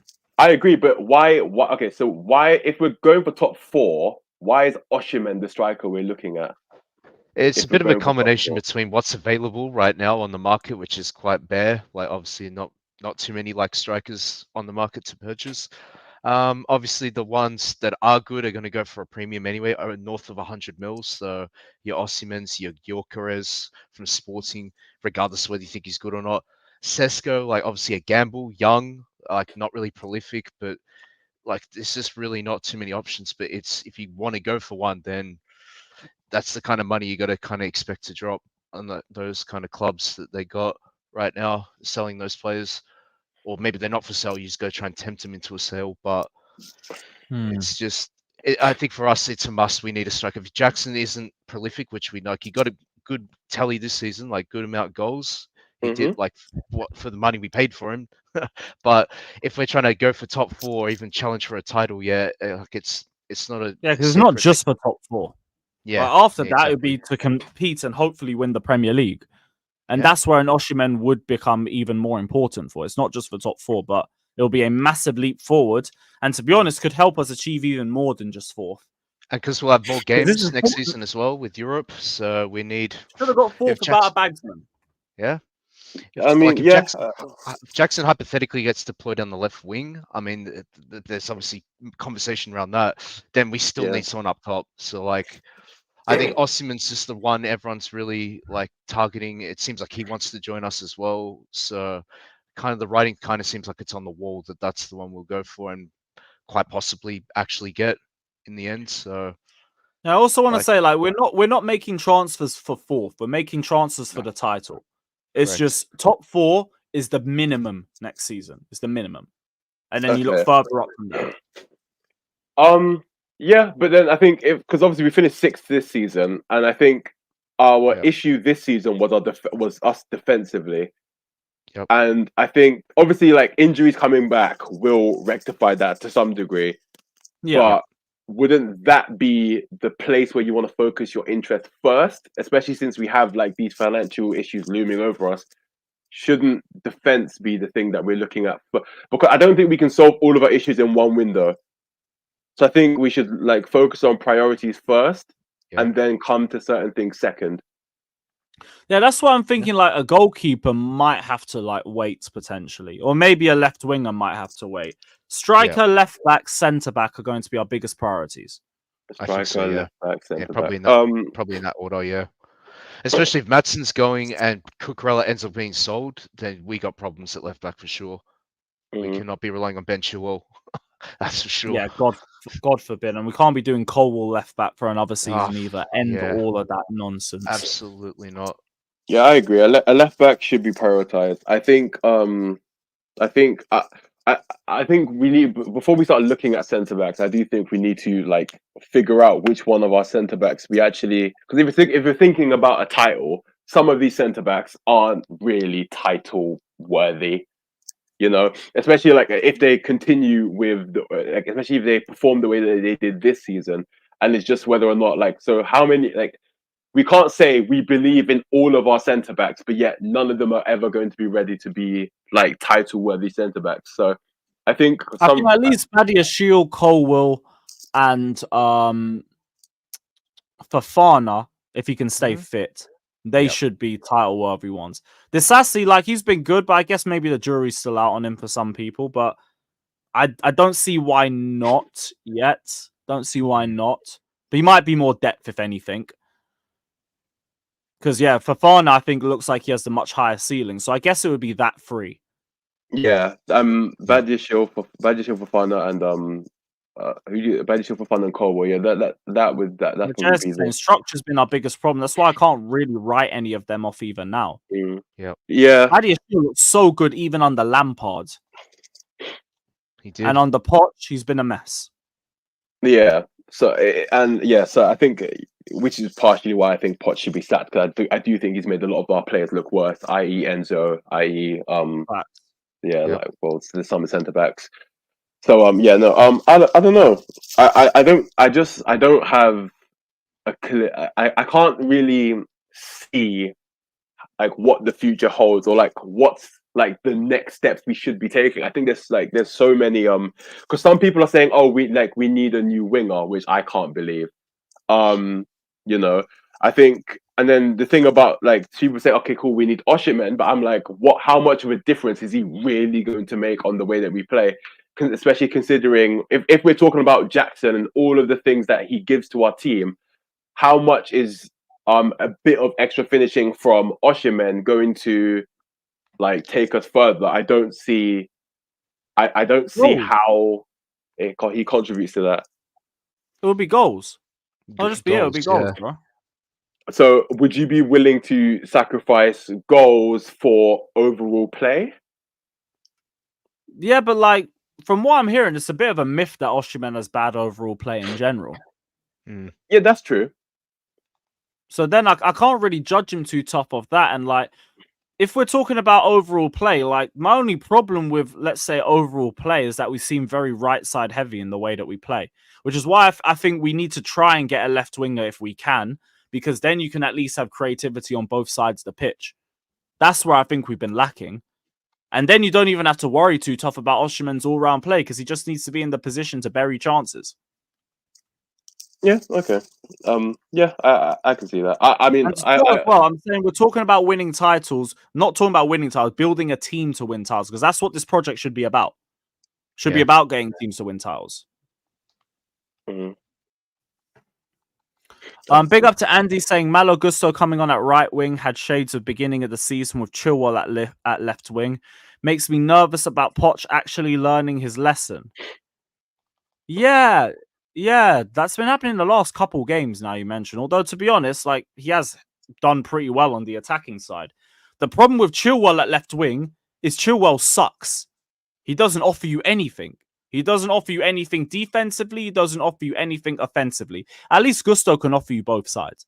At least Gusto can offer you creativity. So if you put him further forward, it's not even necessarily that bad. It just might not be that ideal in the grand scheme of things, but like, he's got assets. He's got actual assets that he offers you. Chilwell offers you absolutely nothing. Absolutely nothing, my friend. That's the difference between the pair of them. But in terms of Poch learning his lesson, next season. Because I'm not going to be swayed off the last few games. I just give him credit. Give him credit, and that's it. Yeah. That is it. And I'm saying in the chat, Osimhen's regress. I know, like, people were talking about his AFCON spell a lot, but I've heard he's improved a lot in Serie A towards the end of the season too. I know he's an aerial threat. I know he's a bagsman. And to be honest, that's 2 assets we need. Like, the only argument is that maybe you could say Osimhen's a bit overpriced and like whatever. But if Lukaku's going the other way and a youth player and we can use that to navigate through the transfer fee, done. Goodbye. Like, 2 birds, 1 stone. Lukaku never comes back to this club. We've got Osimhen. Another youth player might be gone as well. What about Ivan? And the squad. Done. What about Ivan Toney? A lot of people I don't got cold mind on him Toney. lately. Yeah, I'm not fussed, to be honest, if we got him. I rate him quite highly. I rate him quite highly. Yeah, so. Yeah, I know he's fell off a bit towards the end of the season. But like, I know the quality's still there. So I don't know if that's rustiness or whatever. But Osimhen seems like the number 1 target for us. I think if we could get a good deal with Toney, like maybe in that 40 to 50 million region, I feel like it might be better off going with him. Because I think because when we signed Jackson, we did anticipate that he would improve and develop. And I know people say that finishing is a hard thing to really develop. Like, it's a thing where you either have it or you don't. But I think there's some improvements that Jackson can make with his positioning, especially, and his heading, that I think you probably could make. Like, he could develop year in, year out, where he might be worth having a bit more faith in. But I don't know. I'm not. Jackson just needs more time to develop. That's all. Like, I've said all season, the boots were too big for him. He could grow into them. I'm starting to have. I only jumped in because I have a headache from this chat. I really have a headache from this fucking chat. There's names like Sesko being brought up.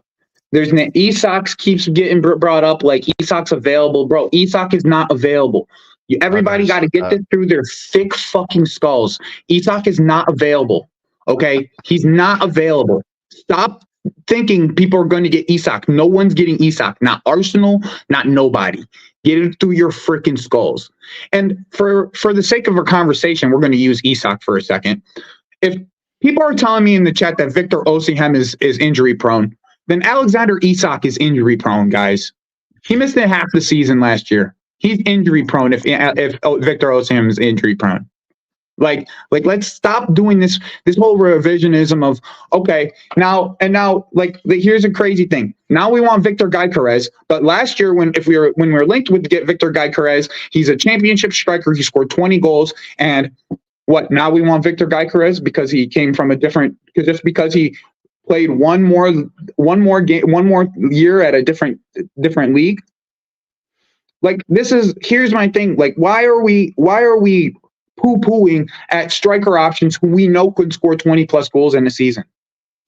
Like, why? Just the fear that they won't. I guess that's where people are coming from. Like, bro, people are telling me Ivan Toney. People are telling me Ivan Toney. Ivan Toney has scored 4 goals this year. It's the options, Joey, that they have. Coming back from like he's had a rough year, and he had a quality season last season. We are potentially. Doesn't that sound like Victor Osimhen? Yeah, what you just said. Yeah, but it's the price. The difference is price. Okay. Difference is price. Okay, that's fair. Difference is price. Okay. What I said was, so we're gonna go for a 29-year-old. Yeah, but the reason why I'm saying that is because for the people who do still have belief in Jackson, and I've even been swayed in this regard, I feel like if you have some element of faith in Jackson, wouldn't it be better to carry on with that faith that he will improve than to shift and say, okay, cool, we want to completely course correct and then go for why is it all of a sudden course correcting? If Victor Osimhen is injury prone, we have Nicholas Jackson then.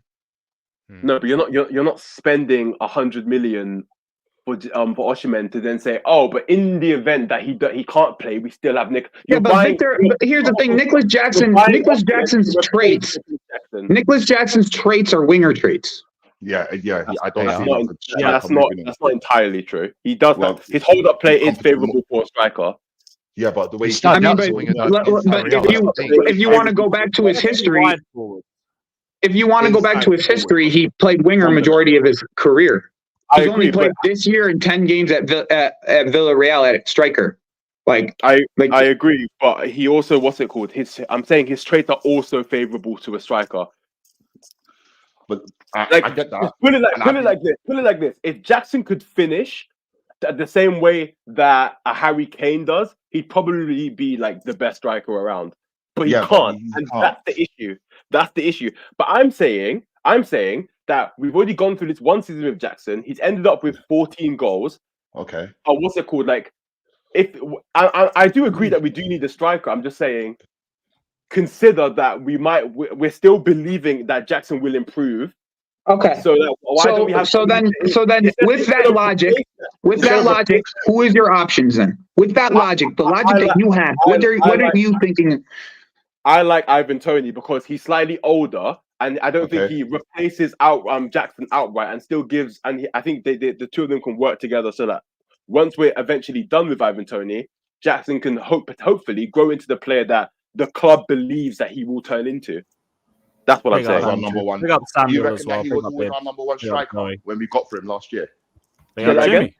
Big up everyone. You reckon that last year when we got Nicholas Jackson, he was supposed to be our number one striker?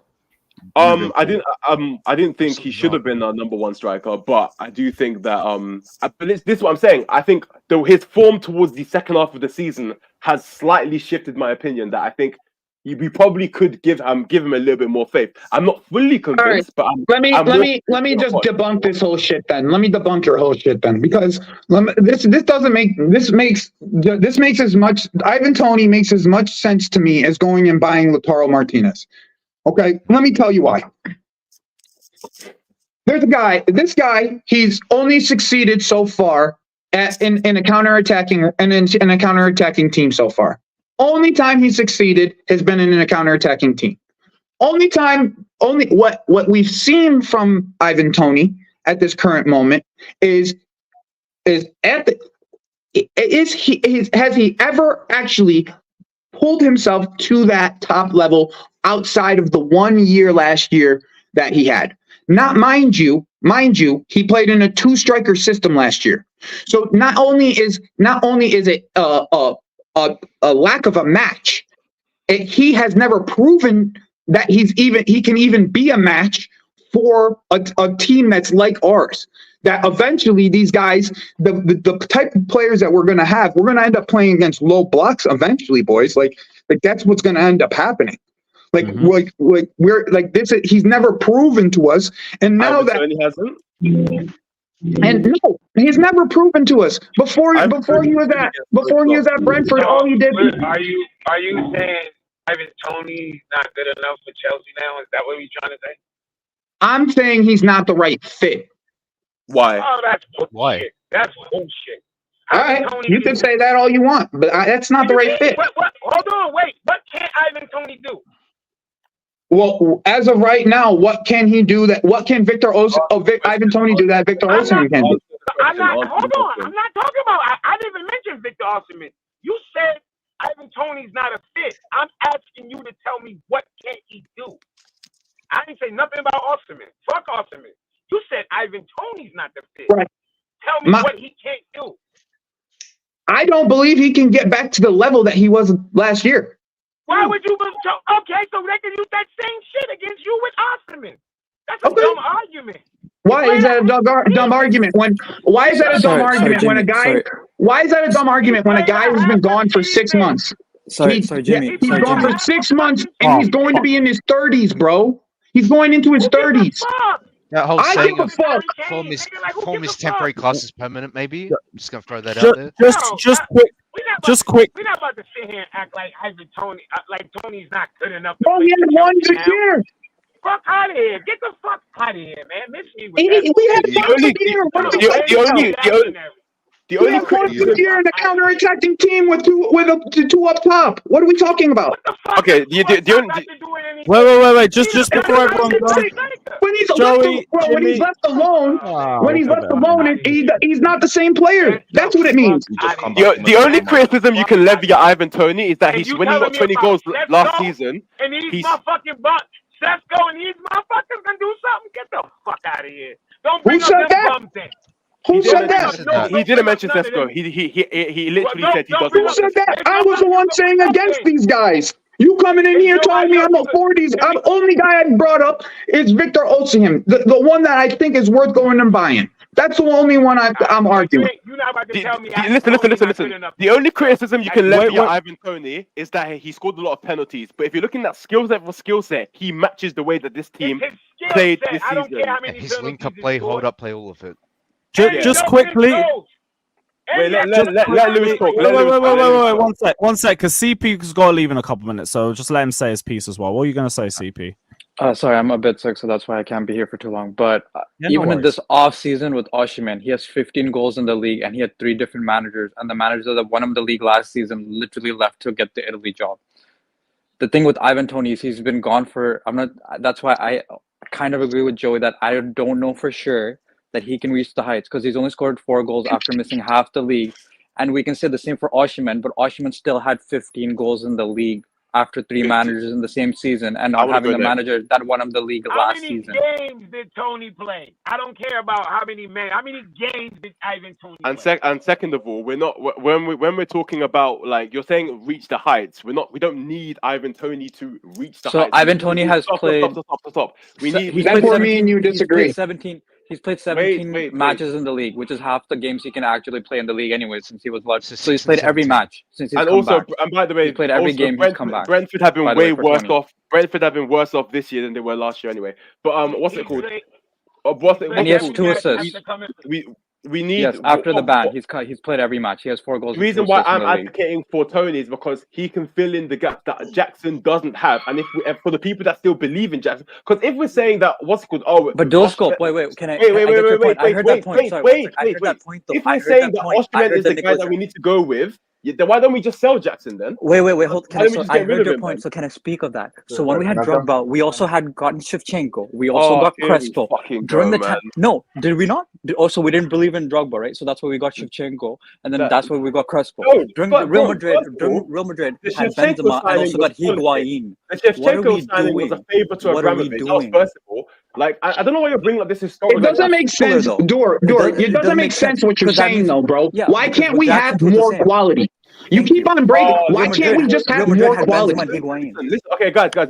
Okay, because all of you guys are jumping in at different times, so you didn't hear the whole monologue I gave in this whole thing. I'm saying that that the signings we need to make, the signings we're going to make in the future have to have some sort of purpose. It's not just quality. Like, we need some sort of plan and purpose. What I was saying, and what I mentioned to Lewis earlier on, was that if you're saying Osimhen is the guy, like what Lewis said was Osimhen will be the guy to take us to win a title, and it's advantageous for us to get him now, which I agree with. But what I'm saying is that's not the goal next season, and I'm saying we also have Nicholas Jackson, who has had a decent first campaign that we should keep on having faith in. So I'm saying all of those factors considered, Ivan Toney fills in the gaps that Jackson lacks in, and will also help us carry on with. Why are we filling gaps? Guys, can I jump in? Why are we filling gaps? Okay, I'll tell you why we're filling gaps. Let me answer that because you did enough talking. Because Ivan Toney can legitimately cost half the fucking price Osimhen costs. Half. So if you can tell me I can get Ivan Toney for almost half the money, I'll take Toney. While at the same time Jackson is progressing, you can't tell me Ivan Toney can't do what Jackson can do on his fucking team. Y'all are out of your mind. Like y'all, I hate overreactionary recency bias. Ain't no fucking way y'all about to tell me, oh, just because 6 months, oh, Ivan Toney, oh, I don't know if you don't know what. You don't know what I know. I know exactly what. He didn't shut the fuck up. No, you don't. No, you don't. Jimmy asked you about his skill set, and you were stuttering. Victor Osimhen's played 21. He literally asked you about his skill set, and you started stuttering. You don't know, Joey. You don't know. Can you hear me, Lewis? Hello. Yo. Oh yeah, there you are. There you are. I'm not comparing about who did what in what league. It's 2 different fucking leagues. I'm not comparing that. I'm not even doing that. We're not doing that. I'm not comparing nobody's stats. I'm talking about the player that I see and the player that I know. I don't give a fuck. I know what Ivan Toney can do in this league. I've seen him do it since he's came back. If he ain't clicking on all cylinders, I know why. He just missed half a fucking season. And because of the Brentford were gambling worse shit, than they and then he were came back. last season. How many can I goals quickly you jump expect him in, to come back and please? score? 20? Yeah. What the fuck? 10. One sec. Wait, at least. Wait, guys, quickly. 10 at least. Why? Joey, Because Jimmy, you're just the one penalty sec. taker. Just one You're the sec. penalty taker, bro. He's on top of it, the penalty taker, and Sammy will the get you in scorer. a little sec. He'll get you in a little sec. Stop, guys, wait. Did he miss pins? What pins did he miss? Did he miss any pins? He missed one. That's the day Jimmy and Jules will be on the same page. That point is he goes into these games. He goes into these games, bro. And bro, what you've seen from him this year is not the same level. Like Because Brentford are worse than they are when they were last season. Brentford are worse off. How was he meant to perform in a worse off team? The team at the same level. What did he scoop? Wait, let the other guy talk. All right, guys, quickly. Big up, Samuel. Welcome to the channel, bro. Big up. Glad to get you back on. What's your thoughts, bro? All right, cool. So, Joey, if you remember early on in the season, I was on Big Six Pants with you, and I was like, Ivan Toney is better than Osimhen. Like, technically on the ball, and I feel like even in the air, I would say it's 50-50. I'll give it to you there. And for the price, wait, let him go. For the price that we're paying, if we're going to pay for Toney, gonna be way less than Osimhen plus Premier League experience. I don't care if he's had a 6-month layoff and he's not looking too sharp at the moment. We've got a preseason coming up for a reason. If we fit him into the squad with the amount of quality that we have around him, even if you lot don't rate Madueke, you're gonna rate Madueke more than you rate, I don't know, Janel or Jensen or whatever. I'm telling you now, he's gonna add the same that Jackson has and more. I don't believe on the ball Osimhen has the same technical ability than Jackson does. Can we agree on that? Or Toney. So it's nowhere near. So not only are we gonna replace Jackson's goals and more with Toney, he's going to bring in players into the game with him, and that will make Palmer improve. Even though he's wonderful as it is, that's gonna make Madueke improve. That's gonna make if this happens, if he makes Mudryk better, sign him to a 9-year contract already. Like sign him to a 9-year contract already, because that guy. And also, we don't send Jackson to the wayside with a signing like Osimhen as well. No. Exactly. And that never happens. That doesn't happen anyways. Yeah, that doesn't happen anyways. Yeah, but it don't matter what striker we sign. Jackson doesn't go to the wayside. It doesn't matter. And plain and simple. That point is irrelevant. It's more likely with 100 million pounds. No, it's not. No, it's not.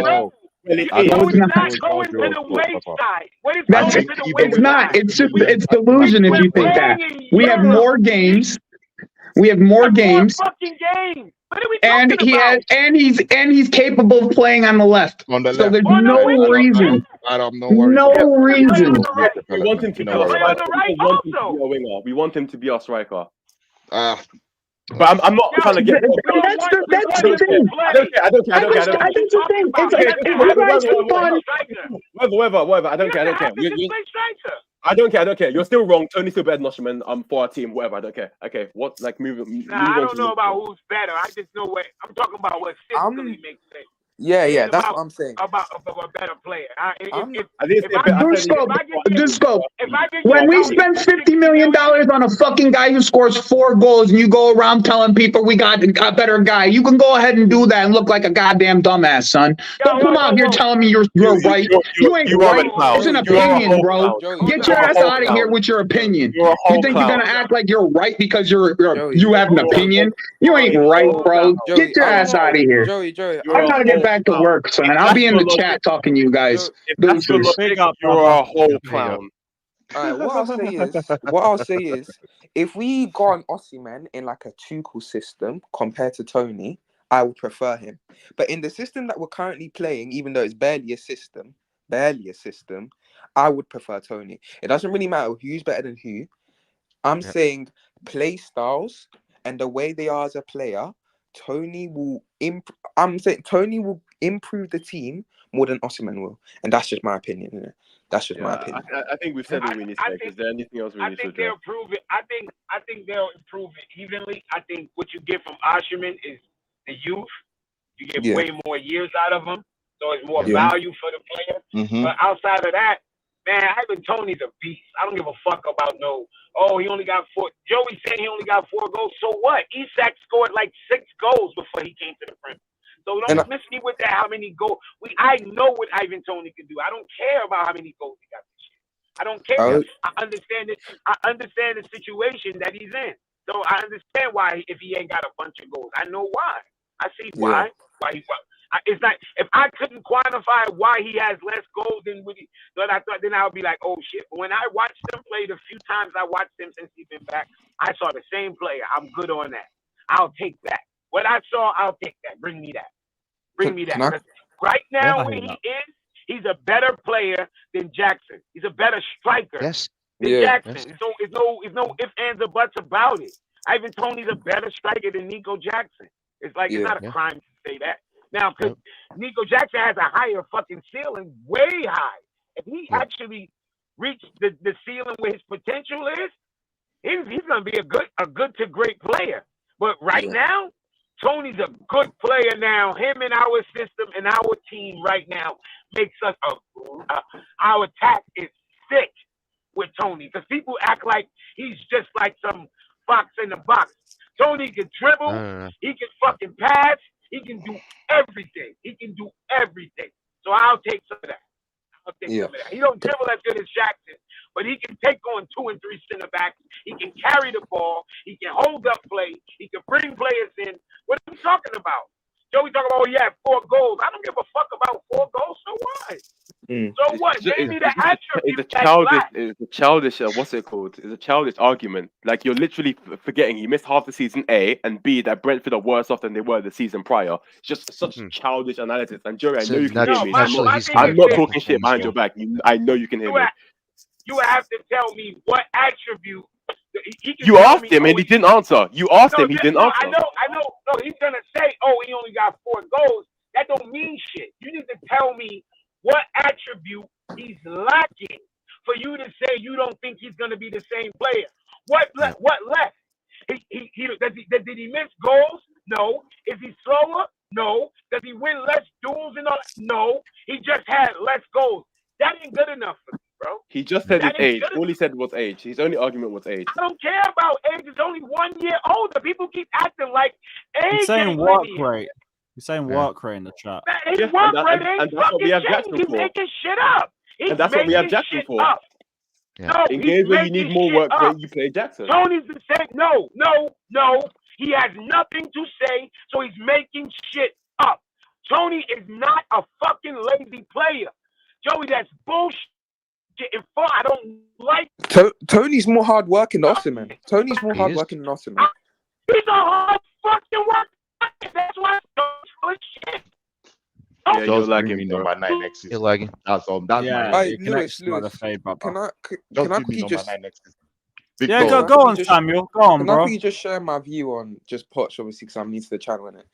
Right. Go for it, bro. Go for it. I might have a different opinion to you lot, and let me just make this clear. I want Poch out. It's your opinion, brother. It's what you think. Say it out, man. Don't worry. But for different reasons, right? One reason being, if you're 12th at a big 6 job, that's sackable, whether you like it or not. I don't care if you've got patterns of play, even though he doesn't. I don't care if you're making the players happy, whatever. I don't care. At a big 6 job, if you're 12th and it's near November, December, it's sackable in itself. Secondly, when I'm hearing like people say Poch has got a structure now, I don't even think he has a structure still. Just because Cucurella is now inverted, that don't mean you have a structure per se. Because I see more time, all the time, really, actually, that we're still getting cut through the press. I saw one point in the Bournemouth game, I think it was one of their centre-backs, we were going to press, but there is a massive space behind where the midfield closes up with the attack. That is not a structure. A structure and a foundation shouldn't be easily cracked. So now when Cucurella inverts into the midfield, I don't think that's a structure for me. That's a small, minute switch. That ain't a structure. So when people say structure, I don't think we have structure. I think we freestyle, and the turn of performances has come because the players have experienced the Prem more, and also I just think because the players are good, and they were outshining what they were showing before. So this Poch in because we've got structure, we've got this, we've got that. I'm sorry. If we really had structure, he would have found that out months ago. It's just a small tactical switch. It's not structure yet. 100% not structure. Because I can tell you what Arsenal structure is. I can tell you what United structure is. But like, if I ask, can you say United structure? United got structure. United. Oh, sorry, not United. City, bro. Not United. Bro, United. I don't even know. Yeah, even worse than we are. It's even more bad that it's taken us this long to get above them in the table. Yeah, exactly. So when people say Cucurella and Burton is now structure, it's not structure, bro. It's not structure. It's That's a the switch thing, though. These men have wrote like 1,000-word essays over him just inverting a fullback. Yeah, like the bar's in fucking hell at this. Yeah, club. and then when that gets counted next season, it's back to square one. So yeah. Since when was that ever structure? Like, what? I don't know how we've got to that. To be honest, Cucurella. I can't believe our fan base ever turned into this level of toxic positive. Exactly. After seeing Arsenal do it years ago, we are literally copying their entire script. Yeah, it's fucking pathetic, man. Didn't now happen I'm just getting the best out of these players. Now, how about you just say you underrated these players? Yeah, all because of the toxic positivity didn't happen just this summer. It happened from 2019. Big up Andrew. His quotes himself. I'm just saying. Don't look. Yeah, and the acceptance of Cobbonism. That's what happened. Yeah, that's the thing I don't understand as well. Like in 18-19, we had a surge towards the end of the season. A lot of teams around us started playing considerably worse, and then we got top 4, but they still wanted the manager out. But in this season, we grabbed six by like the clinch of our teeth, and they're creaming for it. I don't get it. It's the they like the he tried hard attitude. I think they just like Poch. I think they just like Poch's personality. No, they like no, they like running around, stories, running around, tackling first, and that's true. That's true. Before skill comes into it, those three have to be marked first before skill comes into anything. What I will say though is, what is really annoying me, and which is going to hurt me if this happens, is if we get someone like Kieran McKenna in the job. I'm praying that we don't, but I'm also praying that we don't keep Poch.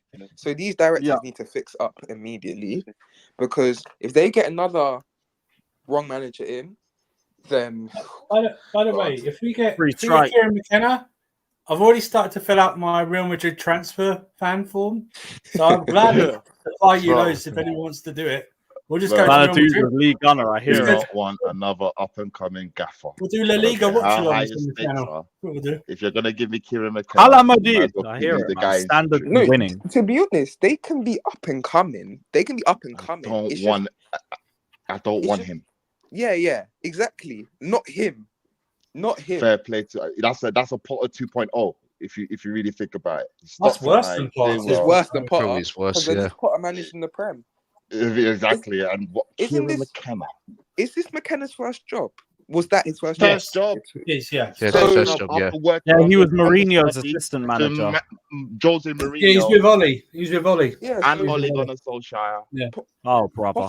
He's one of Ollie's coaches. Swansea. Potter was at Swansea, and I think he won a title. He won a title at Ostersund, I think. So he has at least managerial experience. So McKenna, not for me. No, I would want a Hansi Flick though. Yeah. Is that everyone's preferred choice then? Hansi Flick to replace Mauricio Pochettino? No. Flick. He's up there. Will back, sorry. Flick's Sorry, man. I because still you think would Toney not will be come back? against the Zerbi. I don't care what people say. I think he's got good structure and he needs better forwards, and we have better forwards. Nagelsmann potentially. I think Almiron will come into the conversation if he goes. He will. Yeah, Motta. I don't know how serious the Juve links I don't are. think but there's Motta's not. him. I've not really seen Motta links aren't that strong for In us. fact, I want us to have some balls. Try getting Zaghi from Inter. Yeah, that'd be something. I don't think they would. Worth a hit. I think the Zerbi becomes more appealing to them now. They don't have to pay that much compensation for them. Yeah. That's Yeah. a I don't potential. know. I can see it. The only thing is, I do think that this ownership does have like I don't think they want a manager that plays like the three at the back system. I do think they do have like some sort of I think they want the emphasis on like Yeah, I have easy a on the eye. feeling that Almiron switched though. He's not exclusively free at the back. He has switched. No, I'm talking about the Inter manager. If you're talking about the Inter Oh, manager, the Inter, yeah. Oh, yeah. He does play free at the back exclusively, right? Also, just really quickly, just one thing about Poch. We've like over like the last 2-3 games, I don't think we particularly played well. Yeah. And I have a feeling that's because just this even like small switch in like a really quick space of time with Cucurella, I think is already getting found out. And I don't think he has the flexibility to change at all. That's another thing with him. I don't think he's tactically flexible for us to change around our tactics, like depending on the teams that we're playing against. Because there's no way. Sorry, Andrew, you can go. You know, if he leaves, we're going to find out that wasn't his idea. Yeah. Yeah. Well, he did use that system once in pre-season against Newcastle, so he probably had it in his repertoire the whole time. What he just it never might be wanted is to. that wasn't even in preseason. That wasn't his idea. It's going to be I can remember concretely. He did use Cucurella inverted. Yeah, in I'm not saying pre-season. he didn't. What I'm saying is the idea of it. If he leaves, it's going to come out that wasn't his idea. It was like this someone else, one of his coaches, probably Emma Hayes. You should just Emma Hayes. Yeah, that's what's going to be. Yeah, Emma gave me an idea. He's this report about him wanting more say on transfers. When has he ever had that at any club he's managed? You didn't get any signs at Tottenham, so no, or PSG, or even Southampton. So what we talk? Why is it now? He suddenly he feels he wants control of transfers. He hasn't had any previous job whatsoever. And even if we don't like the directors, well, I don't like the directors. I don't know about some of you guys, but what gives them any sort of trust that he's going to get the right signings in if we've never had any proof that he has? Because firstly, I'm not a big fan of Lautaro Martinez, to be honest. I think, firstly, it's stupid from Poch because I think Martinez would only work in a two-man striker partnership, and Poch specifically doesn't play that game, formation. Yep. So Martinez, I don't get that. He also wanted. Did he say that he wanted Rodrigo de Paul? There was. I know it was Leandro Paredes. It was Paredes. It was Paredes. That was who it was, I think. Yeah. And I think he would only work in a 3-5-2 because I think because he didn't succeed at PSG in He wanted Viega as well, no? Yeah, Gabri Vega, and he wanted to keep Mount, and he loves Gallagher. So Mauricio Pochettino, we know what you are, man. Yep, we do not want you anywhere near that. You tell us what profiles you want, and then we'll give you players if you're even here. I mean, I'm fundamentally against managers having say in. I think that should be the role of sporting directors. My only gripe is these guys that we hired, like what's their name, Stewart and Stanley, were brought in to be technical directors initially, and then we were looking at sporting directors, but then we didn't get one. So then we made these guys our sporting directors, and then you can now see why some of our dealings have been a little bit makeshift. And that's the thing that I want to change. I think if we're looking to be an elite team, that's going to be I think we need some a sporting director that can work in collaboration with a specific manager who plays a specific type of football. Because as far as there's going to be like differing opinions on how we should play versus how we want to play versus the players that we bring in, we're always going to be in this at best top 4 surge, because there's always going to be like we aren't all moving in the same direction. When you look at Liverpool, they had that with Klopp and Edwards. with Man City. They had it with I can't say his name, and Pep. But here we have different people with all different opinions. It's never going to work out, and that's the thing that they need to sort out. The thing with Klopp and Michael Edwards, they didn't. That's why he left in the first place. And you've seen recently with Klopp, some of Klopp's in control of the signings. They're just not the same. It wasn't Klopp. It was that George Smack. What I'm saying is Edwards' track record of signings is very good. When it's been left to Klopp and his mate, there's a lot. Some have been left a lot to be desired. He wanted Julian Brandt. He wanted Brandt. The urban legend of Klopp that he wanted Brandt and instead of Salah. And Goetze, was it? Yeah, he did. Yeah. Yeah, and Goetze instead of Mane or something like that. Or... It wasn't instead, but then what's his name? Edwards was like, no. I think it was Goetze instead of Wijnaldum. Yeah, it was Goetze. Something like and then Edwards said, for you, my friend, Mane and Salah, and then they win the Champions League. So you just coach the team, bro. You know what I mean? Pretty much. I'm just gonna keep on saying. I'm gonna keep on saying it in the hope that someone hears me. Hire Nagelsmann. Hire any sporting director that will work with Nagelsmann. We win the league in 2 to 3 years. I promise you. I swear to God. Just do that, please.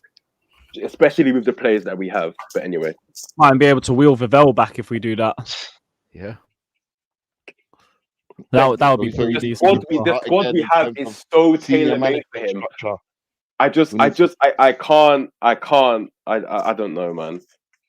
Have to be after Euros as well. Is that what we need to do? Is that what we're saying, guys? We need to reshuffle the senior management structure. If you want to, let the technical directors just be scouts, because I haven't really got too much issues with the players that we've signed. I'm not really that annoyed. They're not. The issue is they're just not sporting directors. They're taking instructions from the owners. Then they're not. These people aren't thinking for them. Like if you guys brought up Winston Lee's his CV before he became a sporting director here. He's never had a sporting director's job in his life, and he was a scout before, and he was head of recruitment. I think that's what he's good at. I think I don't know for certain for Lawrence Stewart, but he's never been a sporting director either. But then you bring that, it's not going to work.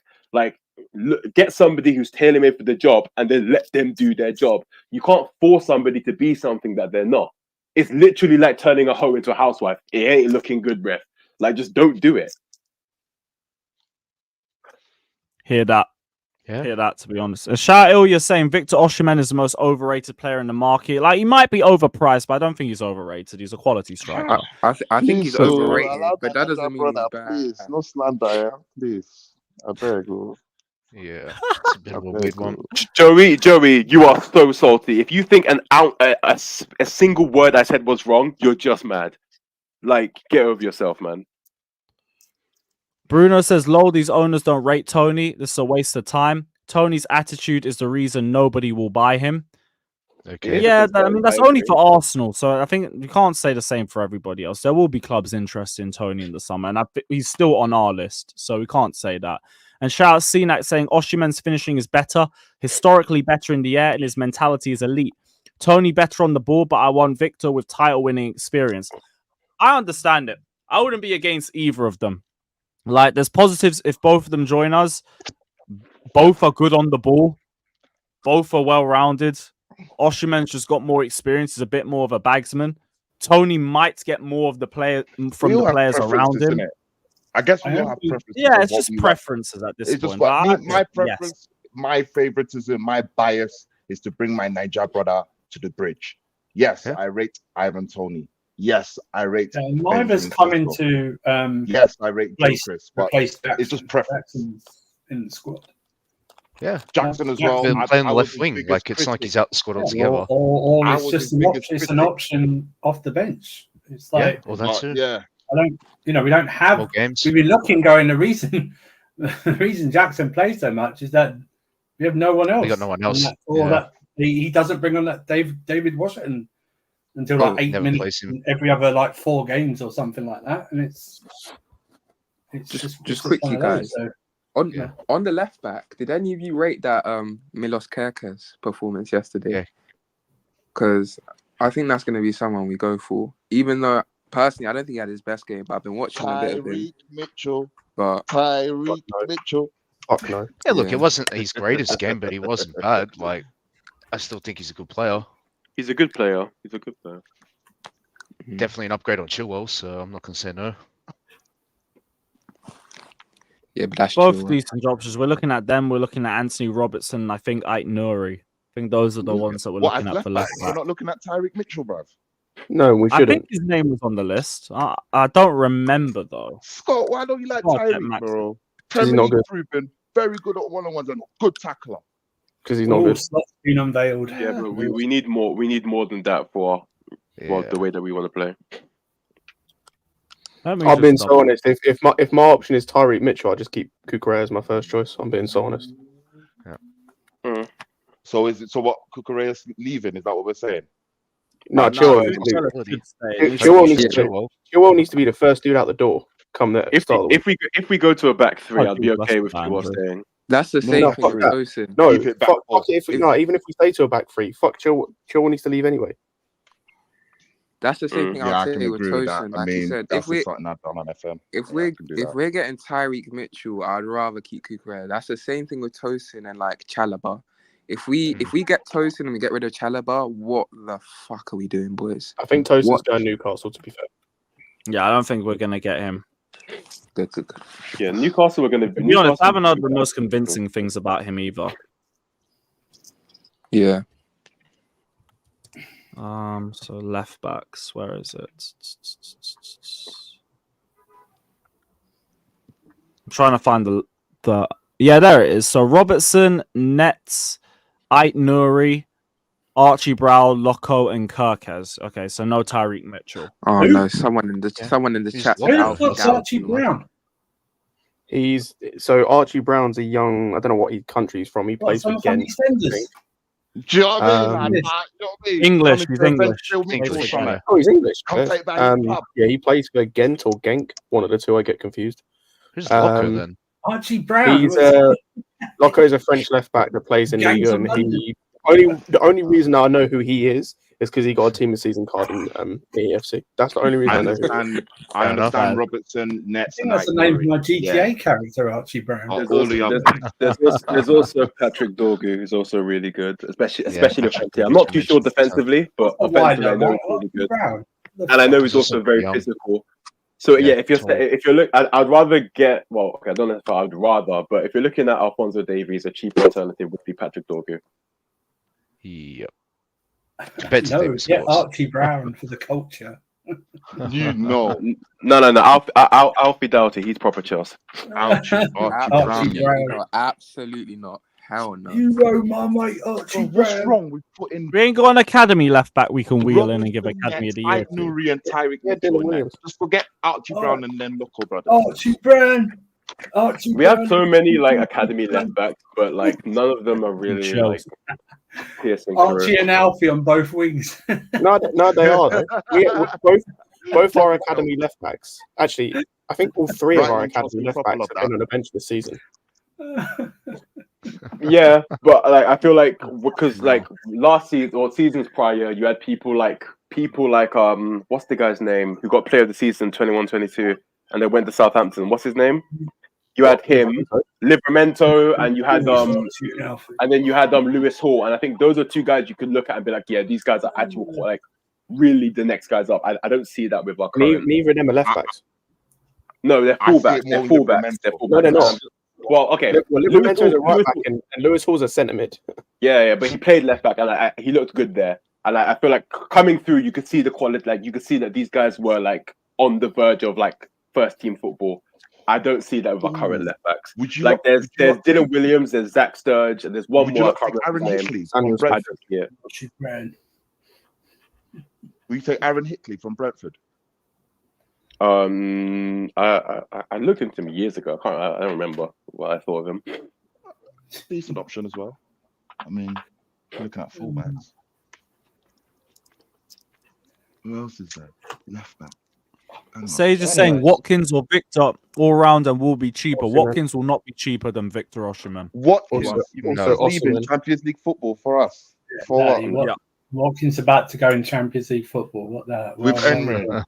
With Unai Emery, good evening. What are we Sorry, doing Sage, anyway? get Watkins. He ain't joining. Come on. Big up to him though. He's had an amazing season.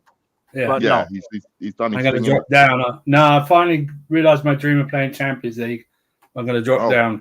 Yeah, sure. Go Chelsea. And play Europa League. No chance. Yeah, Europa League, yeah. I just did that. Yeah, I'm going back. I love Thursday, Sunday football. Unless You know what I mean? Like, And like, if you I mean, deep it, like Osimhen, we're gonna take some of the price tag off by sending Lukaku and the youth player there. We can't necessarily do that with Watkins. I'm going to play with Alfie and Archie on both wings. That's what Watkins is going to say. I'm going to do that right now. Yeah, no chance. That's a pipe dream. Just- So all chat Chelsea anyway. fans Appreciate the do- donation. All Chelsea fans do is complain about our lack of like experience and leadership in this team. Watkins has only been doing this for one season. Like what are we doing? Two seasons. He's been really good for 2 seasons. But he's Yeah. he's prem proven. Yeah. Oh, To be fair, bring back I Lukaku. liked him when he came to Aston Villa in 21-22. So I've been a fan of his for a while. To be fair, he's been pretty solid. He's had a Get decent ride. Last season I heard he was a bit wasteful. This season he's Yeah, clearly worked on that. He's a lot better all round. I think Gerrard had him playing no on. one Gerard cares, man. Just Gerard get had him proven playing guy. out wide with Danny Ings up front, if I'm not mistaken. Let's just And then let's just get the Emery proven coming and guy. switching it around. Terrorist. Do you know what I mean? And I think he sent Thingy out on loan, didn't he, to West Ham? That explains why they wanted Gerrard out so quick. Yeah, like Yeah. he played him out wide and Danny Ings up front. That's such a. Oh, I'm not gonna say it. No, let me just shut up. No, it's an open platform here. You all good? How much do you think? How much do you think DeMarco from Inter will go for? Ooh, now DeMarco's a good. Now that's Even a though good he's more of a left wing back. but he will I'm cost saying- he will cost peas, man. 30? He's costing between 75 and 90, I think. Yeah, man. I don't think we're gonna get him for 30 Wait, million. what? Well, if we get him for 30 million, we should do that now. Man, Bro, rejecting Caicedo in the deal, but Marco is one of Inter's best players. He's one of the best players. You feel me? You won't get so like 30 north million? of 60 Do they then. need money like that? Are they broke? And plus, defensively, I ran where, bitch? I ran where? I mean, I ran you did. where? I mean, Huh? you did. I ran where? You did. I'm here. I'm right? making money, bro. On the phone, I'm making money. As we speak, I'm making money. So where did I run? I mean, you lit in the heat. Where of did I the run? conversation. In the heat of the conversation, I'm you left. still in the middle of a conversation with you right now while we were in the chat. No, Where did I we've run? changed the You left, and then you had to conversation say, now, and "Oh, now I you- didn't talk shit to you, Joey. Like you're some tough guy, bro. You're coming over here telling people that your opinion is right. I never Since said that. when is an opinion right? I literally never said that. Yes, you did. I'll go back and clip it for you. I'll I go didn't back say and clip it for you, bud. It's said- that simple. The words are in stone now. You can't just say I didn't say that. I literally said, if you think an ounce of what I just said, the full explanation I said. No, was wrong, before then I you're- left, you said that, bro. That's why I lost my mind. That's the whole reason I lost my mind. Because you said your opinion was right. Okay. I mean, all I'm gonna say is literally, we put all the cards on the table. You put all the cards on the table, and then the only thing that you have to say, only thing that you have to say, everybody on the panel debunked you. You ran and said, "I'm making money." So I you don't know what keep to tell saying you. everyone on the panel is just you and Jimmy. So keep it to yourself, buddy. It was me. Keep it to Jimmy, yourself. Stop. Keep it to yourself. It was me, Jimmy, and the other kid who came on. I've not met him before, and I think Sam's a good guy. Samuel, Oh, yeah. big up Samuel. Yeah. So it was So it wasn't. Don't say it was just me and Jimmy. And Jimmy literally asked you to say what skill set was missing, and then you started stuttering, and then you said, "I'm making money, so I'm gone." So I don't know what to tell you, lads. You're Bro, ran. yeah, And then you bro. started No one crying in did the that. chat. No one did And that. then You want to you make started it up in your crying head, in the chat. bro. Make it up in your head. I answered the question. You started crying in the chat, like What's crying in the chat? You just don't like what I have to say. If you don't like what I have to say, just don't ignore me, bro. If you don't like what I have to say, ignore me. Sorry, you don't like it. Sorry, bro. Your opinion, it's my opinion that you don't like. Sorry, bro. Sorry. Sorry, dude. You don't like my opinion. Sorry, dude. I don't like your opinion. I'm gonna talk about it. If you don't like it, You need to understand. deal with it. You need to understand. Deal with it. Hold on. Before you came on, me and Lewis were having a civil conversation about Osimhen and Toney and the pros and cons of both. You came on, you were like, I can't believe this. This is outrageous. Why is anybody thinking any of these things? And then everybody comes onto the panel and disagrees with you, and then you run off. But it's me you want to pinpoint. Bro, that's the thing. You're making things up in your head, you doofus. Stop making it up in your head. No, bro, there was 3 people in here when I came in here. And I started a conversation, and then everybody joined. And you're getting what? Now that's a problem because you and Lewis were having a nice civil conversation, and I bring a little bit of animosity to the conversation because you don't like, because I don't agree with you. Because I don't agree with you. Why are you so heated? Because here's the reason why. Because you come in here high and mighty, talking about your opinion is all this. Okay, you don't want me to respond. Okay, you don't want me to respond. You don't want me to respond. You don't want me to respond. Why am I so heated? You don't want me to respond. I'll respond if you like. You're projecting. High and mighty. What? No, I'm not projecting. You are the one talking over me. Together, Lewis. Put them next together for Christ's sake. You know what I mean? I can't believe anybody would think think contra my opinion. That was literally your energy. Yeah. No, bro. No, you literally came. I'm gonna clip it for you, bro. I'm gonna clip it for you. I'm gonna clip it for you now, bro. I'll clip it for you. I'll send it to Lewis. That's what it's got. I'll clip it for you. You word for word said my opinion is correct. That's why I got pissed. I said word for word. Oh, my opinion is almighty and correct. You're going back too far, buddy. While we were talking, you don't remember while we were talking. I do not recall saying. You come in here saying I'm running. Running from what? Your bitch ass? From what? You did. Your bitch ass? What the fuck am I running from? Somebody whose almighty opinion is right? Wait. I'm not even gonna take the credit. I won't take the credit. It was Jimmy you ran from because Jimmy was pressing you and you ran. And then you said, I gotta go. I'm making money. No, bro. That's not what happened. Everybody else was talking. I was going back to work. I didn't run from anything. I've been right here this entire fucking time. I didn't run from anything. You're just fronting. You're fronting and projecting. Bro, stop talking. You look like an idiot. I walked away from. I work at this time. I'm in America. It is 9 a.m. I am working. I'm still listening to you. I came in here listening to your waffle. You're waffling across the entire fucking stream, taking over the goddamn stream, and I came here to shut your fucking mouth, like I'm gonna consistently do every single time you come in here now, because you want to act like a high and mighty individual. That shit don't fly. You're so don't fly. What is this about? This is about Osimhen and Toney. He wanted to make it more. He wanted to make it more. Let me break it down. He came in on this energy that he couldn't believe that anybody was not okay or was not like on his side with the Osimhen signing. He couldn't believe there was a different opinion. Then 4 other people on the panel have the same opinion that I do and not him. He gets rattled, he gets butthurt, and he leaves. And then he's in the chat, dildo this, dildo that, suck on the dildo, sit on the dildo. Like, are you okay?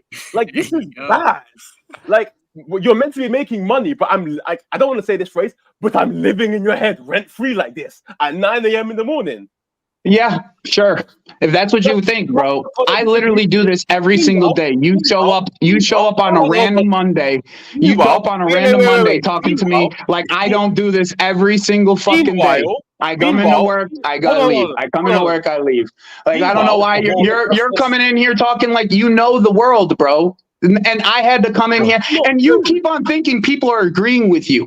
There was 2 people who agreed with you, bro. 2 people, and then the community came in, and look who's in here now. Look who's in here now. The community.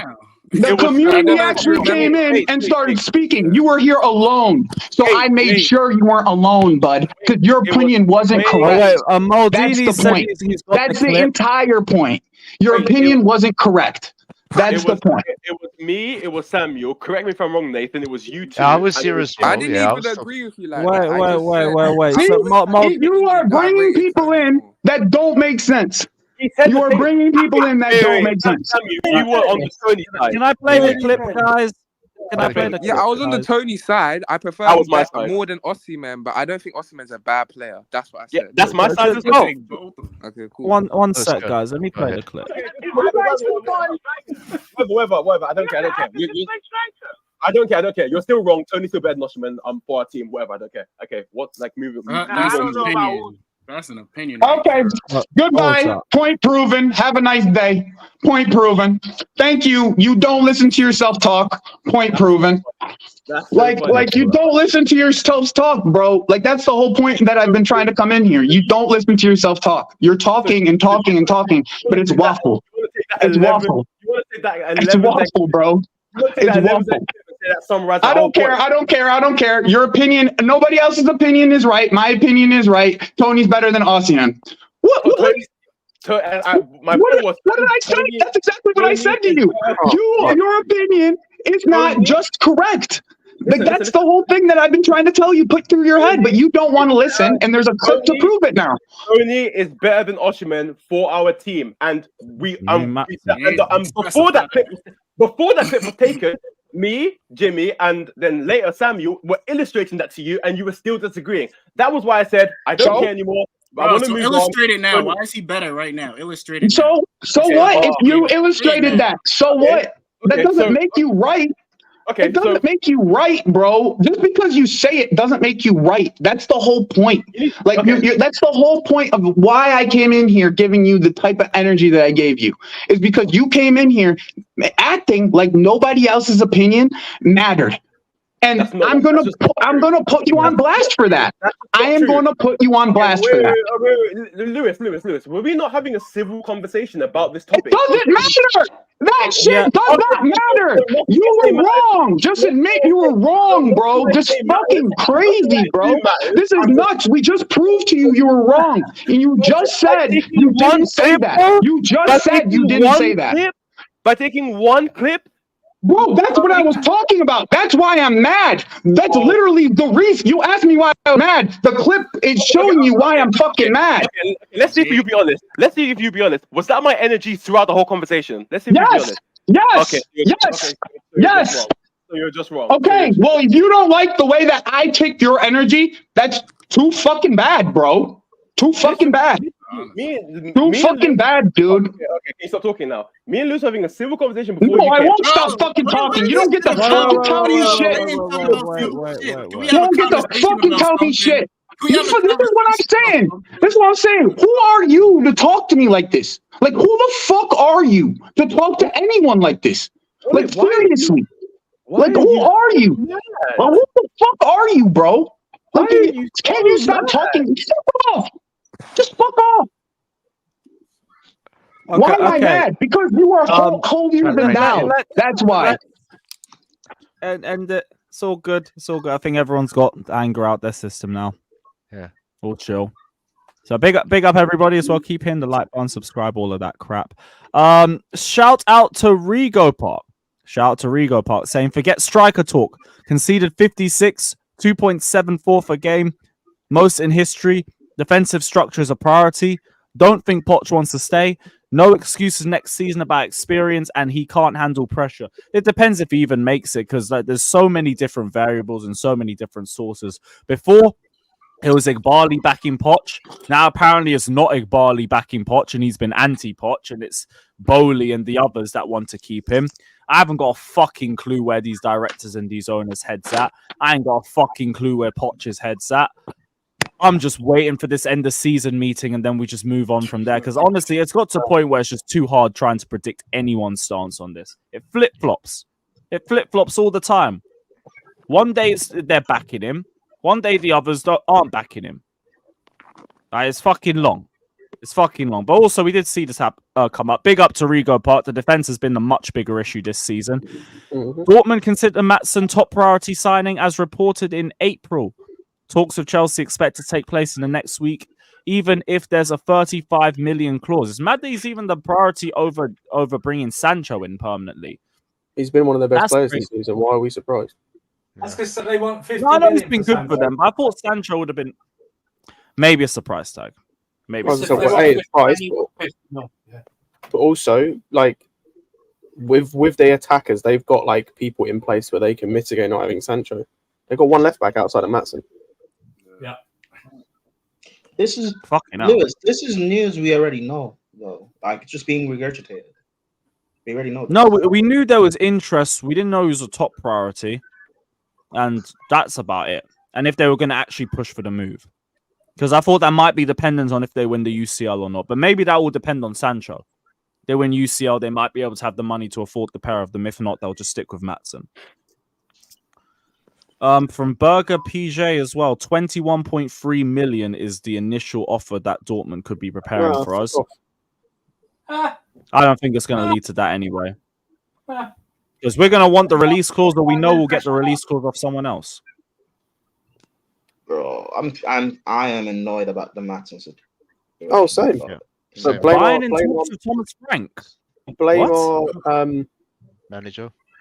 Cap. Yeah, blame our all-knowing manager. I find it funny that this fan base loves to claim like they love the youth, but this is now Maatsen, and before it was Tomori, and no one spoke about. No one cared. Because you're missing a key word in that sentence, Prime. Problem. Yeah, they're black. No, I was gonna say they love the white youth. Yeah, they love the white youth, but the black youth players they don't care about. No, facts. Look how Chalobah got treated up until we came back. People want to chat about Chalobah now because he's performed well. Yeah, to be honest, Some of us were on the energy if we wanted him to save some time. I'll never forget me and Daniel having an argument 2 seasons ago about Chalobah being better than Azpilicueta, and we got proven right.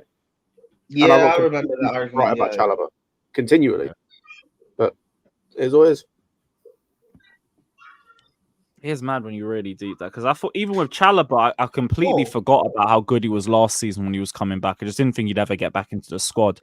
Then here he is, just balling out from the start. Scott, do you think Chalobah wasn't trash last season? He was our second best centre back, brother.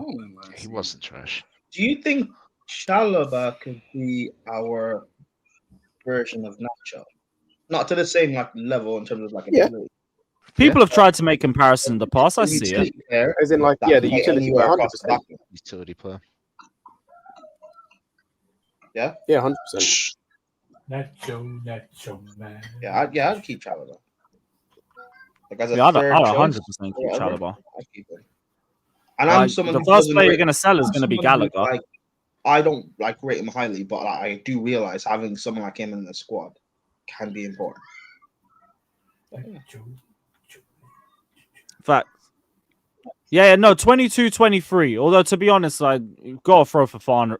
Do you know what? We had really good centre-backs last season as well, but Chalobah at a point was playing as our second-best centre-back.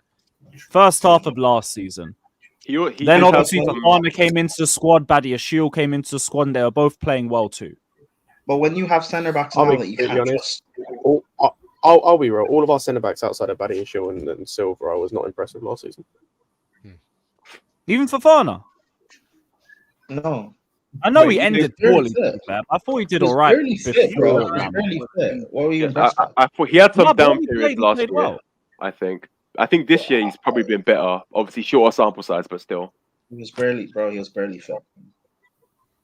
Yeah, but when he did play, obviously that's what I'm going off of. Okay, I remember he was cool. immediately good.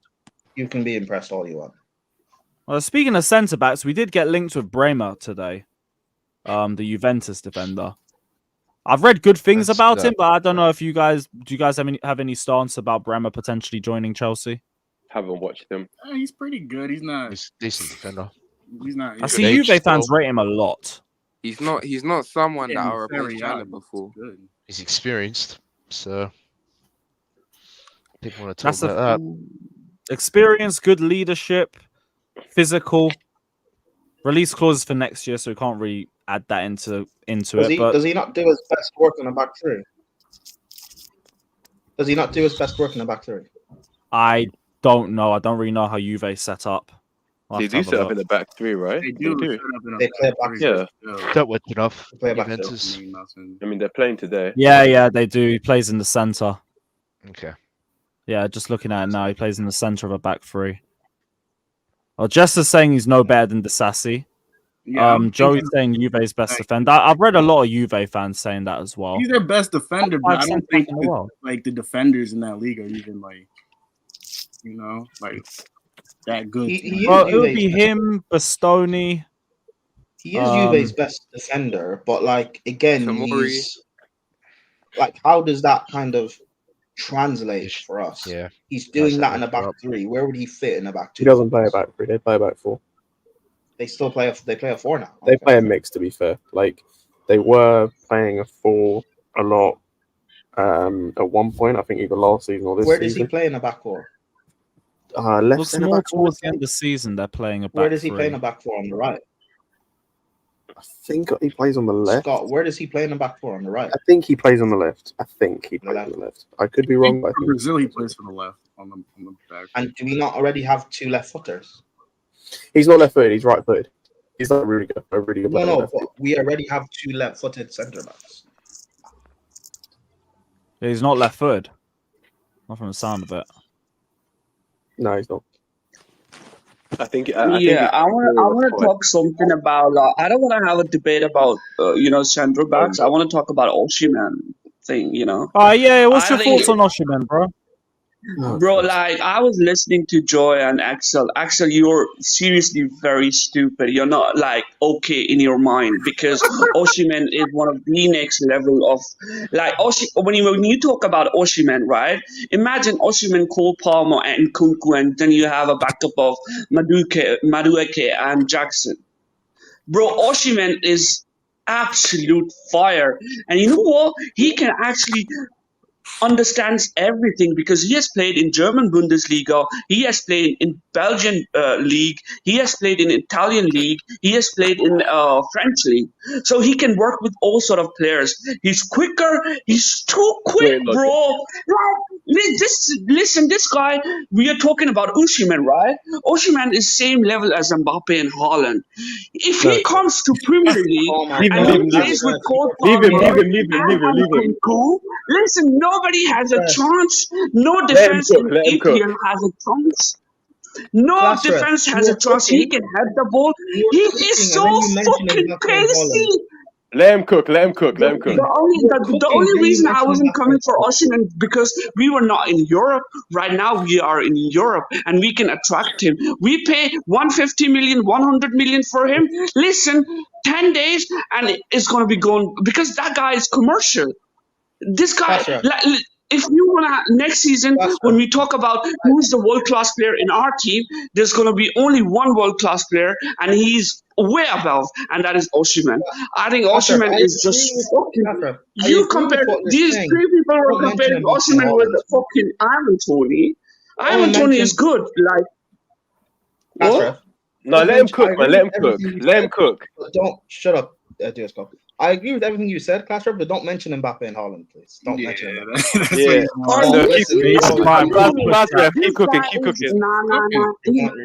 Listen, this guy is an African beast. Imagine a lot of Nigerian people traveling to Stamford Bridge. He's our next fucking Drogba, bro. This Osimhen guy, you can't compare him. He's the biggest thing right now in world football. Listen, the way have you seen his his bad glasses, the brille he wears, the glasses he wears. He's too commercial and physically you're talking about, oh, this guy is talking about Ivan Toney is going to suit better to Chelsea. What do you know about Chelsea? Osimhen suits better to Chelsea because he can provide passes to Cole Palmer. He can provide passes to a light, and Kunku is very light, very quick too. Imagine Kunku, Osimhen, and fucking Cole Palmer. That was the reason only I was here today because listen, when somebody talks rubbish about Osimhen, I can't have it because Osimhen is the best footballer I've actually seen. And he will destroy every single Premier League defender. He will destroy every motherfucker. I have to go. I'll be back. I just want to talk about Osimhen. It's almost No as if worries, Faz, man. You made some nice points. It's good to have you It's, back, man. Bless it's up. almost it's almost as if he didn't like listen to what I said about I never called Osimhen crap. The TLDR of my analysis was essentially that Toney fits us better and he's cheaper, and I don't think we need the final pieces of the puzzle signing just yet. Can you explain how he fits us better? But Lewis did make the good point that the end goal is eventually to win the league, and it's obviously you're better off signing these players now than later, which I did think was a very good point. But then my counter was we might as well. I think for next season we should prioritize our defense than our attack and blah blah blah. But that's the TLDR essentially. Yeah, and we can do both. Yeah, we need a striker. I don't know about. Yeah, I agree. I'll be completely honest. Depending on what your aim is next season, I don't think we do. That was something that I brought up. If to finish top four, we don't need a striker. I'll be completely honest. To finish top four, we don't need a single new player.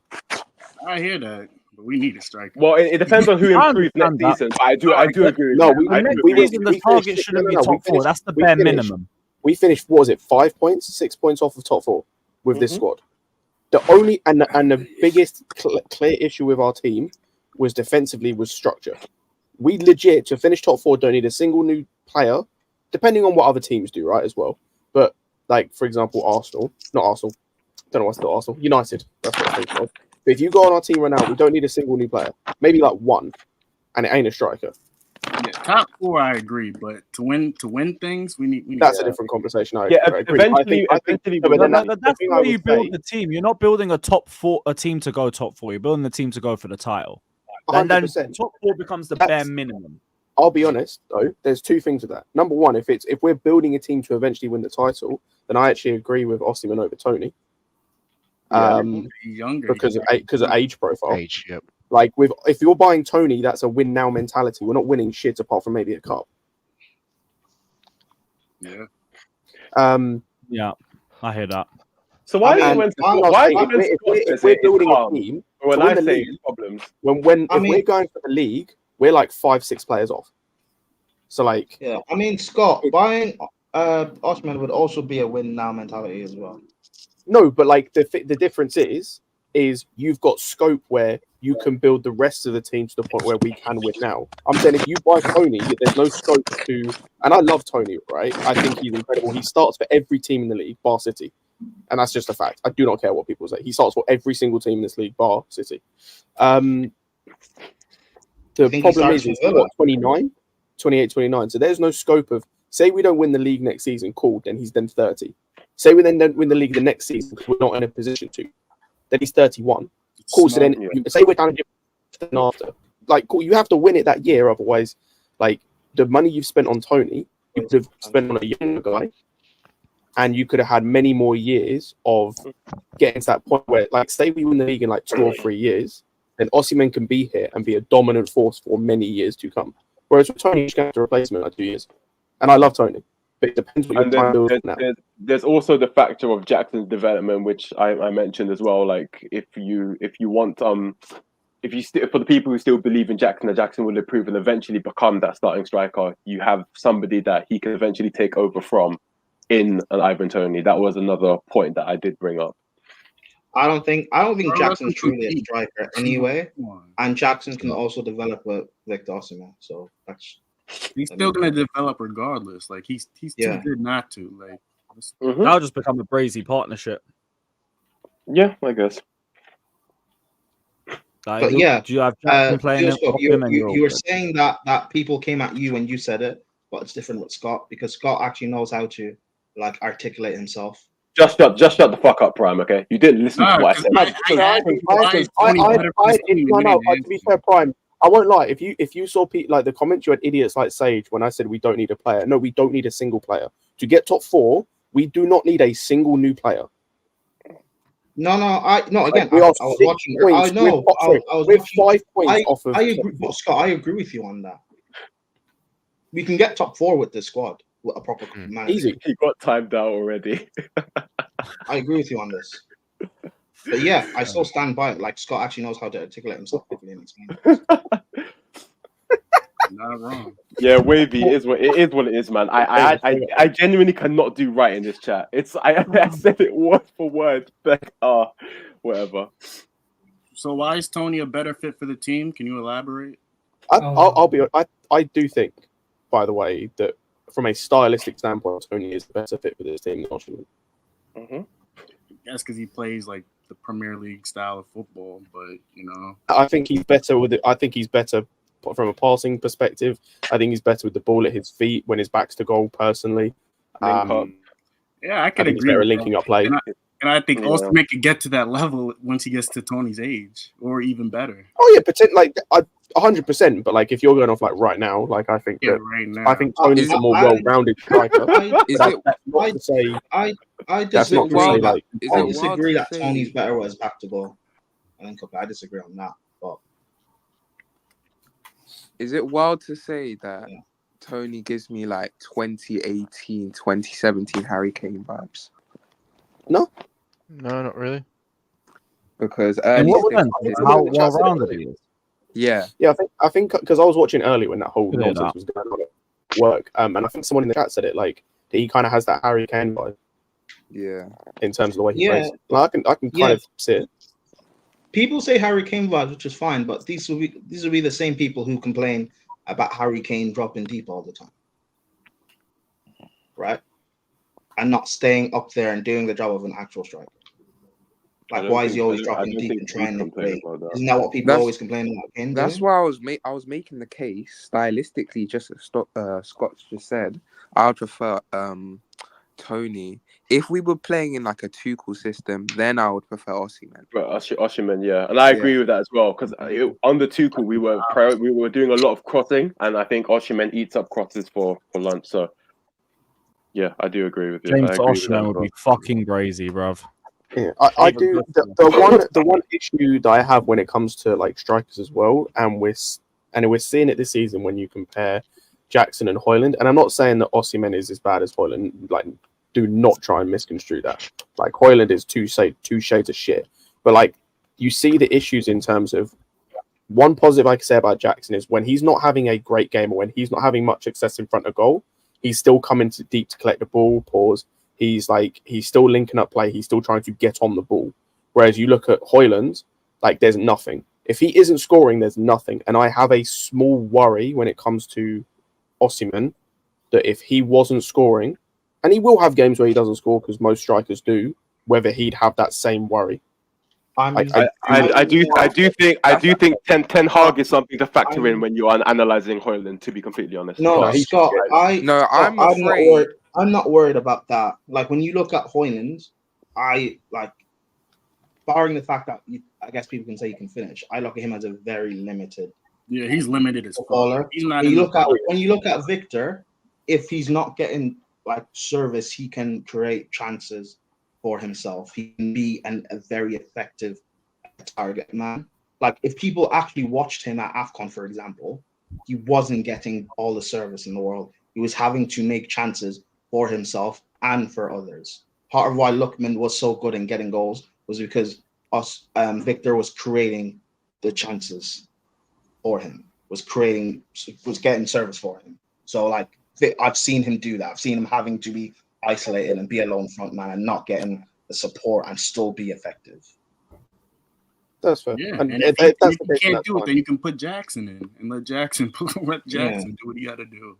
Like, there'll be other options off the bench as well, hopefully, by then. Well, Jackson will be one of them. You could potentially... Like what we praise Jackson for, or like, even like, because there have been a lot of games this season where, particularly in the second half, where like against Arsenal, where Jackson hasn't got and yet he's still battling and trying to make things happen. I've seen Victor do that as well.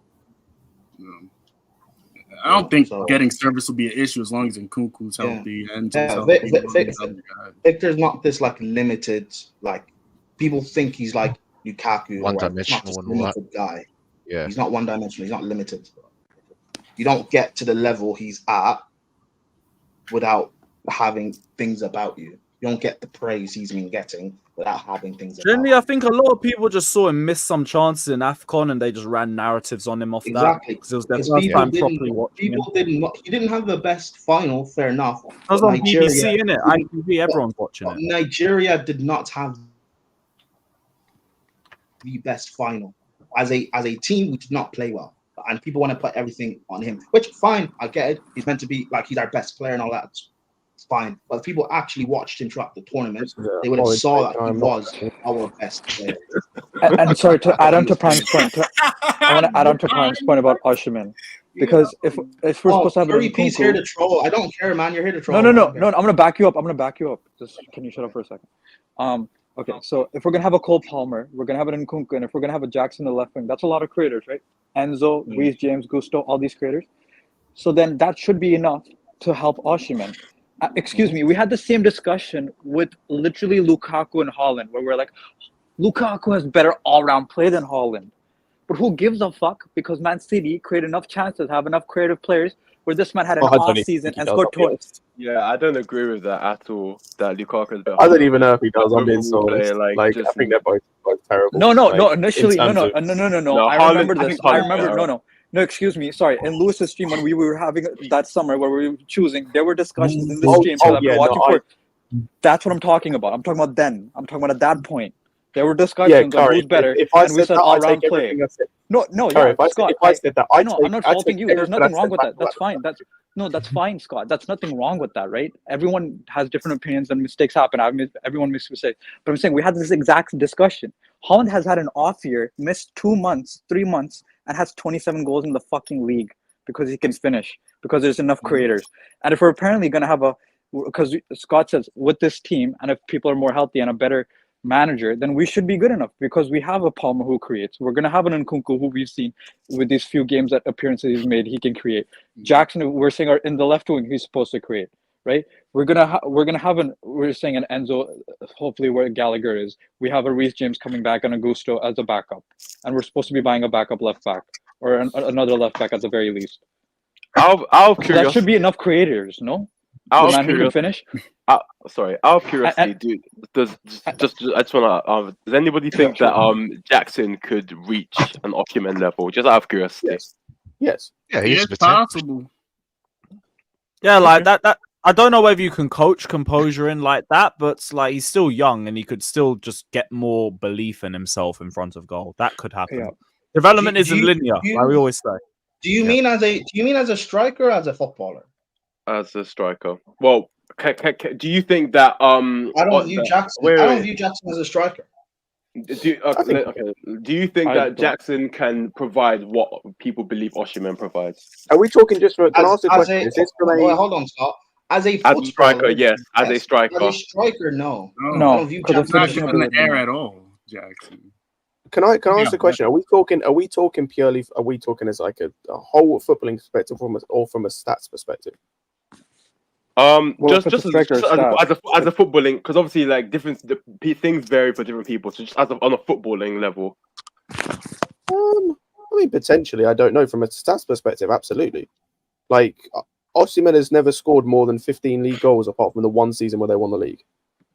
Jackson's nearly matched him in one season at Chelsea. I think you can always look deeper than the numbers. Yeah, no, that's including pens. Yeah. I mean, we can have both of them here, so I don't see if that's even an issue. Yeah. Like both of them could be here and be great.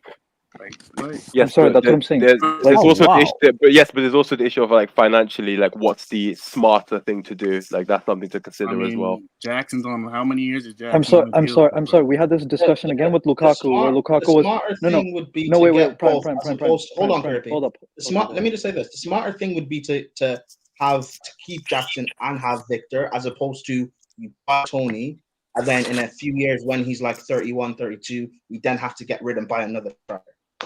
That's the smart. I mean, yes, that's true, but I think go on. And I'm sorry, we had this I'm getting Lukaku, Haaland flashbacks again, because we're like, Lukaku's only 100 million. We have to pay 150 for Haaland, and then his contract, which is going to be 200 million. And look now, who gives a fuck? because The- it's the- Haaland. I think the only thing That's is what I'm I think saying. I felt like The exact same conversation. early in the stream we were talking about this, and I just said like there's probably other things that we could address for the money, especially if potentially, I'm not saying it is, but if potentially we're going to have issues with financial fair play and whatnot, and because there's obviously the issue of like the potential goalkeeper, centre back, left back, like What money? could He's the gonna money cost 80 mil. could the money be better used elsewhere? Those were the It's 80 conversations. mil. Wait, But yeah, man. yeah. Sorry, go Fuck. ahead. Yeah, no, go ahead. Those were the issues that I was bringing up. Sure. I wasn't saying anything definitively. I was just highlighting these concerns. That's all. Jackson's on an He's going 8-year to cost- contract. Going to cost 80 mil. So what money? What problems? Jackson's on an 8-year contract. Yeah, it's 80 mil with Lukaku and a young player like Caicedo. Yeah, and we it's lose 80 mil. Like, what and problems? apparently we're offering him 10 million euros a year, which is about 160k a week pounds. Honestly, So and Lukaku's earning 300k. That hasn't been accepted yet. That's just a proposal. I know, but I know exactly for sure. But I'm saying that's what we know for now, right? Yeah. So we're losing a guy who's earning 300k for possibly paying a guy who's going to be earning, let's say, 200k. So that's 100k off the wages already, and we're paying 80 million for him. Honestly, I wouldn't mind a front three of Jackson, Toney, Palmer, and then Nkunku behind. I think that would be fine to go into the season with. Jackson, Toney, Nkunku behind. I think what people What need to formation are you playing? understand with this. 4-2-1-2? 4-3-1-2? No. Nkunku as cam, Palmer right wing, Jackson left. Oh, wing. okay. Yep. What I will say about this this Osimhen and Toney thing is I think people need to understand. I think most people do is it's this for me. It's the same way I felt in the summer about Ugarte and Caicedo. Like for me, whichever we get is a win. Obviously, it didn't work out with Ugarte at PSG and whatever, but like I'm in the same mindset of whichever we get of the two, it's a win. Yeah. So if we get Toney, it's a win. If we get Osimhen, it's a win because we improve our attack.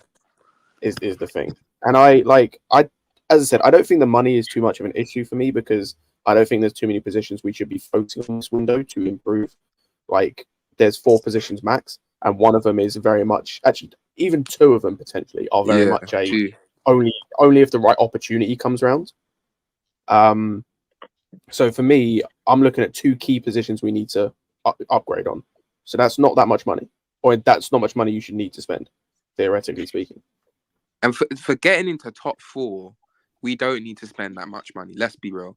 If Nope. we were already cemented a top 4 team, then maybe we could look to splashing a lot of cash. But pause. But how is that a pause? No, because I don't like splashing, bro. Who likes I don't like that Blasting word. cash. That's just not a pause. No, you're good with that one. No one's gonna try to catch you on that. Oh my God. You have to be careful, though. You have to be careful. That'll be a mad scratch. These And pause also, merchants, man. Victor wants to play for Chelsea. He does. Yeah. Isn't that grand? Well, yes, because I'd rather have. I mean, the way we've been this season, I've been very surprised of how much he wanted to push for this move. That's what's got me more into bringing him in as well. I rate that. I rate that he wants to What do be you mean? here. Isn't that grand? Do you not want a player that wants to play for the club? Like, I don't place too much emphasis on it. No, it worked last time. That's fine. Oh my. Yeah, but he's also By the way. fat shit as well. Yeah, fuck Lukaku. Absolute waste. Big up to Ilya saying someone stole Prime skull cap. He found it. Shout out Ilya. Apologies for not bringing that up earlier. Same thing to CNAC saying VAR check complete. Pen awarded to Joey. Big up, brother. Big up, man. Good to see you back on the channel too. And big up to Rigo Park again, saying, have we heard from the Caicedo haters lately? No, because he's finally scored a goal. He's finally scored a goal. And it turned into That's Enzo what we haters. needed. Yeah, where are the Enzo haters? Because we could have done with him in that second half. Well, we absolutely we could have done struggling with in him. the midfield. We could have done with him every game that we've played this system with Podge. Yeah. Where we create versus Pod doesn't know how to use them. It's just is what it is. All he has to do is just Another take reason Gallagher out and Wait, put Enzo in. But Done. Bayern want company. Yep. Yeah, You Bayern know want what? I'd company, actually- and they also want Thomas Frank. I would be so down for company to go to Bayern. He's You a have good no manager. idea. He's a good manager. Yeah, like I just want to see what happens in it. Like I don't know whether it's gonna work, whether it's gonna be shit, whatever. I just want to see it. Nah, Like, Scott, that sounds evil. That sounds But evil. Burnley's issues is probably down, I think, just to their defensive structure and the quality of centre backs that they actually have, and I think Company does need to work on that. But overall, like I've watched a lot of their games this season, they're actually really good. Yeah, but then could you not make the same argument for the Zerbi in terms of he plays good football, but the actual players, let's be real, it's not what it was last season. So I think, yeah, but the issue with De Zerbi is I think he lost a lot of his key players, so a drop off was necessary. But his issue is his rigidity to his system. That's his flaw.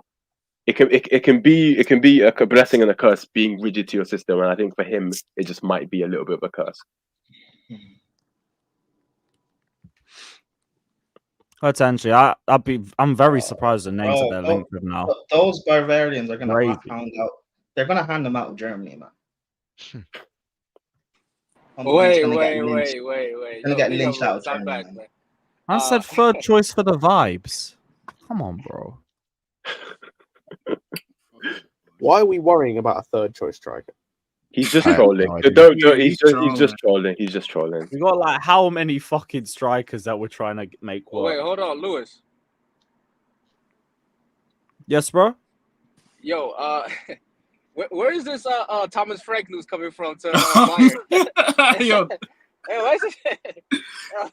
Yo, this is Daniel's favorite manager right here. Yo, Thomas this guy, Frank, man, bro. he's gonna make it, man. He's gonna scam his way to one of these jobs. I've been telling you guys. What are they seeing this guy, man? God knows, but you know what? If you want to go for the companies and the Franks, you go for it. You go for it. Take them away from our directors. I mean, at least that would mean we don't have to deal with Thomas Frank to Chelsea links. That's an interesting point that Joey made. Nah, don't be so sure, man. That's still the guy I think is, it's probably gonna come here. Yo. I don't know, man. Bar like Darko, I haven't really heard a lot of people talk about Frank. Have I missed anyone else who's put him up? It's usually the ones that you don't talk about, bro. Like the ones they're always talking about, Amorim, and we're not even really linked to like that. Like, yeah, we're not really Amorim isn't isn't linked to linked. anyone really solid. Like we're just linked to we've been linked to McKenna, Thomas Frank, Zerbi. Like they're going for these kind of guys, bro. Yeah, McKenna's the only one that's been really doing the rounds over the last couple of days. I don't even know whether to really believe that or not, because they put our name in the mix. They put United and Brighton for him. Just sounds like they're just trying to drum up news, if anything. I don't even know what to expect with McKenna. I just think it's too big of a step up for him. But even then, also, this is the guy who's gone from League One to the Prem in 2 years. I mean, if I it's think you true, should would stay at would Ipswich. you guys keep Poch for another year and wait for him, or would you say, bring him in if that's the guy these guys really really want? What, McKenna? What would you do in that situation? I'm keeping Poch over McKenna. Mm. Yeah, because I don't know if that's the right move for us. I don't know if he's the right one. No, fuck. I know for a fact it's not the right move for us. Yeah. Probably too big of a step up. I hear it. He might play good football, but shit, I don't know. I can't talk on Ipswich. And I also, just- Lewis, that it guy doesn't has sound no good. personality, nothing. Zilch. Really? Zilch. Nothing, bro. He's Fucking definitely hell. not a Chelsea manager at all as well. So I'll be real. I could care less about personality, like personally. Basically, Like, quite but a trait. the I look for personality, first. the personality isn't the issue for me. Like, I'm not hiring someone in his third year as a manager, or about to go into his third year as a manager, I should say. So it's Yeah, the same mate. way when I hear people talking about Fabregas. Nah, let Fabregas fucking do his thing in Italy. I don't know why we keep trying to wish Fabregas is a Fabregas funny or guy. Thiago Silva or whatever. Like, no. Fabregas is doing PR so he no. can take over the job, man. It's not happening, buddy. I was going to say, You gotta put in people work. know, by the way, that Fabregas, technically speaking, as of right now, doesn't have his coaching badges. Yep. And Fabregas, like, just because he came to Bridge does not mean like we're linked with him or anything. All that is Fabregas probably coming down to Chelsea and be like, "Can I have some loan players, please? I just got to Syria. Can I get a player?" Who would Hey, you recommend? ever since Well, Frank, doing his own these fans- scouting. Ever since Frank, these fans are obsessed with the next player being our manager and Ex-players, doing yeah. well. Who can be our Arteta? No, they're really obsessed because that's what. Listen, I that's fought what they're against seeing Frank. with these Don't think other. That's what they're don't seeing think I with won't these fight other against clubs. Like, Fabulous, man. And then, Wait, what is that? I'll fight against Thiago Silva, man. I don't care. An unnamed club has paid Brighton around 4.3 million as compensation to sign United-linked De Zerbi as their new manager. Everything is already done, but there is maximum confidentiality about who the club is. This is from Calcio Napoli and some that'd source be in Naples. hilarious if he's going to United. Nah, he's going Imagine. United, bro. I think United or Barca. Thank God. Just don't go to our club. Man. No, he's not going to Barca. Yeah, Javi's not staying. Barcelona, no. But wait, why Champions would League. they need Xavi's to pay leaving. Xavi said he's compensation? leaving again, didn't he? Has he not No, he's already still staying. left No, Javi's Brighton? staying. Why would they need to pay him He's staying. compensation or pay the club Because compensation? he still has a contract with them. Yeah, till Oh, July. I thought his contract ran out. My bad. Nah, he still has a contract. Oh, so they haven't ended the contract. It's just he's leaving. A club's going to come in for him. Yeah, he quit. and pay the I don't think it was like a mutual consent. I think he just quit.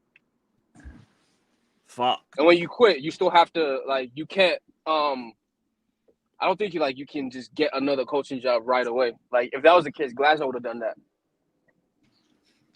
Yeah, there might be like a no compete clause. Yeah, there's a. I don't know if it non-compete would be in unless you Europe pay or for the it to be league. taken off. Oh, we'll have to see. There's plenty of clubs interested in him. It's Chelsea, Milan, Napoli, Man United. Bayern aren't interested. Would you take him, Lewis? Who? Zerbi. Right Yeah, now. I actually think the Zerbi would be an improvement.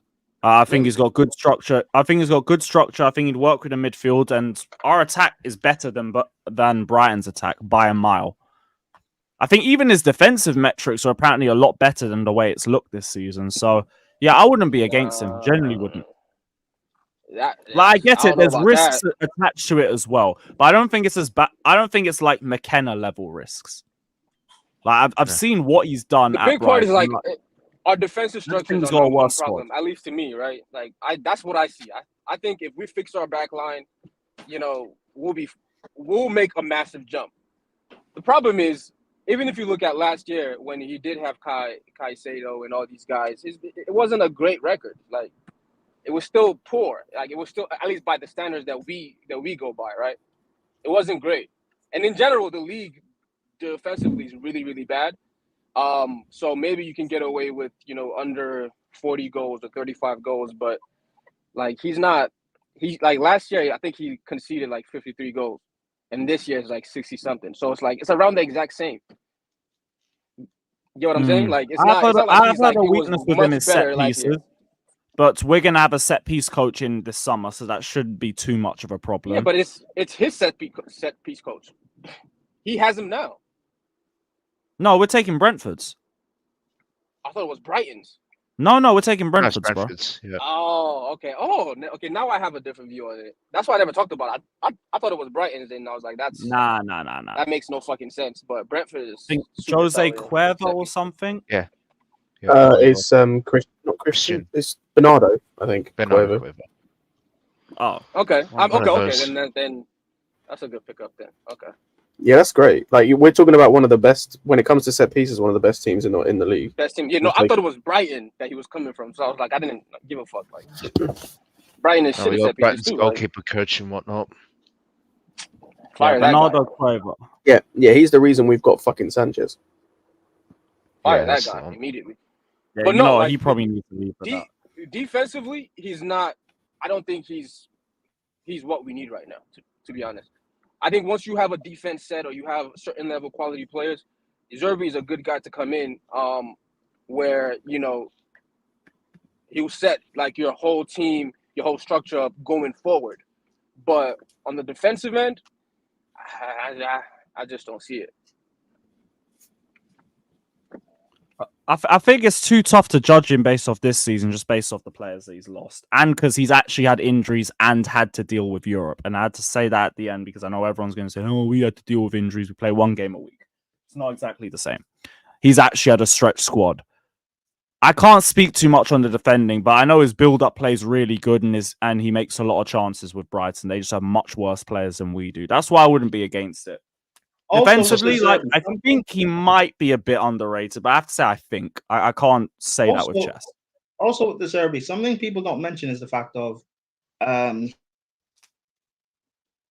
he lost 2 of the best midfielders in the league last season and didn't get to replace them adequately. No. What I'm saying is when he had the 2 best midfielders in the league, he conceded 53 goals. So it's not like those midfielders helped him last year to not concede goals.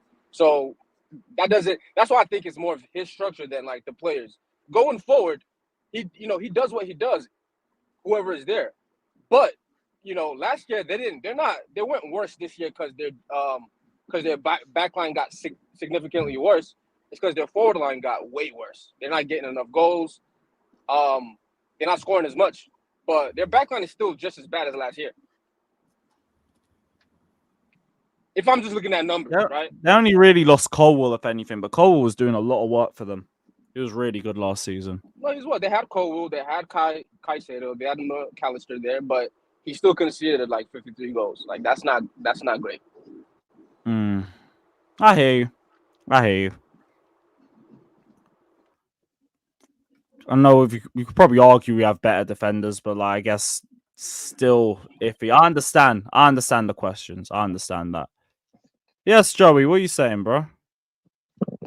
I was just coming back in to talk about this whole De Zerbi thing. Like, I'm not. Can you hear me? Yeah, we can hear you, bro. All right, You're all cool. good. I've been like the one guy all year that's been saying like De Zerbi probably is going to be our next manager, like because I've been saying Poch should be been sacked since West Ham, second game of the season, Manchester United time frame. But like the more that I look at this, I feel like he's going to end up being here. Like this whole merry-go-round that everybody else is going through, I feel like we're going to want to avoid it in the end.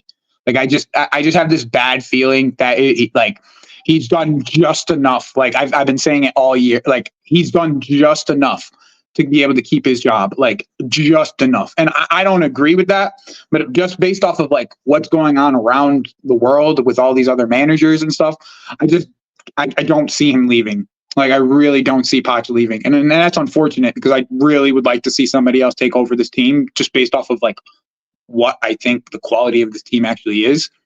And with the type of players that we probably are going to be getting. But it just, with De Zerbi, I've always said it makes the most sense, right? He wanted Palmer last year before we ended up buying him this year. He's already coached Mudryk, Colwell, Caicedo. Like it just makes the most sense if you're looking at it from like an outside in perspective. It just, I wouldn't be surprised if he ends up back in Italy as much as like he wants to be back in the Premier League. I just think that there's more the quality of jobs that and like the level of like input that he would have on these Italian teams is going to just be way more like with a Napoli and with a Milan. Like, and not for nothing, Milan suits what he had, like the type of play that he has. Like, you don't think that he could get Leao to be cooking the way that Matoma was cooking a couple years ago? Like, that is like, it actually makes sense. Like, that location makes a ton of sense for him. Is Conte not going to AC? He's been linked with AC and Napoli. I don't think he's picked one yet. Oh, okay. My bad. Sorry, Joey. Continue. Let me double check. Yeah, but here's the thing. Here's the thing about this whole control situation, right? Like you say he wants control, but then if you're looking at it from I'm handing him the type of style of player that he wants. Like eventually, like there's players that like you can say that he wanted that we want. Like for instance, one of the players that was on the names of players that he wanted was Victor Osimhen. Like that's a player that he wanted, that Poch wanted. Like last year, we just didn't have the ability to go and get him at that point. So it's like that's what I'm saying. Like this whole like narrative of like he wants his own players is like to me is almost like sure you want your own players, you want a little bit of input, but how much of that input is actually like I want this guy or is it I want this profile player? Like that's why the reporting on this is so inconsistent in my opinion. Like you can't like say like especially like the way that these like everyone's getting linked everywhere. Like it's just so inconsistent to the point where it's like you can't believe any of it. So I'm believing that there's nothing that's going to happen. Like that's kind of the way that I'm looking at it. You know what I mean? Yeah, fair enough. Just seeing this from Chelsea HQ. Thomas Tuchel believes his mission at Chelsea has not been totally completed yet. I've seen that same tweet about 4 times in the last 3 weeks. Yeah. I don't think that's gonna happen, to be honest. So. I just think it'd be the easiest tap in for them, but I don't think it would happen. It would be the fan move of like it would make everybody happy on the fan side of things for the most part. Thomas Tuchel will either take a break this summer or join a club in the Prem. The two He's taking possible a break. destinations are Chelsea and United. He's taking a break. Yeah, it sounds got like more of a think piece, though. If we got Thomas Tuchel back, I'll be 100%. I would 100% take Osimhen over Toney. I don't want to go back into that situation because we've already talked about it, but that's where I would take Osimhen. Just like I'd say more stylistic. I mean, I said something earlier. Prime brought it up, but you guys want to. What's the difference between Osimhen having 1.5 seasons of scoring goals in the Premier League and the Championship, scoring a bunch of goals, and the difference between him and Michu? What's the difference? Fair enough, to be honest. You mean Toney? Yeah, Michu, I think, got done over by injuries. He did. I mean, we haven't seen Toney in 6 months. So, like, really, what's the difference? Joey, you're talking about Toney there, not Osimhen. Just been out for a while. Yeah, of course. Of course, I'm talking about Toney. Because OCM is my number 1 target, and then Victor Gyökeres is my number 2 target. So, either way, my striker's name is Victor. Joey. No, you said Osimhen, not Toney. I just want people to understand. I misspoke there. My apologies. Yeah, no, I know. I'm not nitpicking you. I just want people to understand what you're actually saying. Yeah. No, like what has Ivan Toney done? What's the difference between Ivan Toney and Michu though? Really? Yeah, I'll answer. But Joey, do you think that Toney is like not a good player? Absolutely not. That's the one thing that I want people to understand is like it's not that I don't think Ivan Toney is a good player. It's that I think Ivan Toney already hit his peak. That's my issue. Is I think he already hit his peak. That's the issue. I don't know if he has. So you're saying you won't be able to you're coming replicate back his from form 6 he months. previously had. If you come back from 6 months, right, and you know you have 1 year left on your contract, you're gonna want to prove yourself to be able to go somewhere else. Yeah. This guy has been dropped multiple times during this year. He's been dropped multiple times this year out of a lack of effort and a lack of pressing. These are the things that we saw out of him 2 years ago, though. You know what I'm saying? So, like, that's why, for me, it's like, this is why I'm bringing up the Michu situation, right? He comes back from injury, long injury layoff. I'm using the injury layoff in the 6 months that he was gone at the same, as a similar window, right? And then they come back and they don't look like the same kind of person. Yeah. And plus, so that's why that's the reason why I'm bringing Michu up, not necessarily stylistically, but we're talking about if you want to talk about stats, if you want to talk about stats in the Championship, talk about stats in the Premier League. It's like how much difference is it? The only difference is Michu got injured. Toney got 6 months ban on his own fruition. By the way, it's not. Let's make sure that's the key piece here. He got banned because of his own actions. Let's not forget about that. Okay, it was his own actions that got him banned. Okay, so like let's not give him a pass for his own actions getting him banned. Like I'm not giving him no pass for that 6 months. I think it's more about a free pass. It's just like basically implying that he's not going to get his form back after a 6 month layoff. Like it could happen, sure. I'm not saying it's out of the realms of possibility, but. I'm not saying same with Tonali. Like Tonali did the same thing, but here's the thing: Toney's only been like we keep on talking about like that. Toney's only had 1 good season, right? Like we're not going back to like if we go back to the Championship, he's only had 1 good season in the Championship too. Correct. Like Joey. So like that's what I wanted to bring up difference? because you made the Michu comparison. Michu had that wonder season. Toney's only had one like great season in the Prem, which was 2 years ago now, I think. Yeah, exactly. And that's the only, like, I'm not, once again, it's not stylistically, but like, once again, I don't want us to get into a point, like, we already have bought in bad strikers over and over and over again. Okay, like, over and over and over again.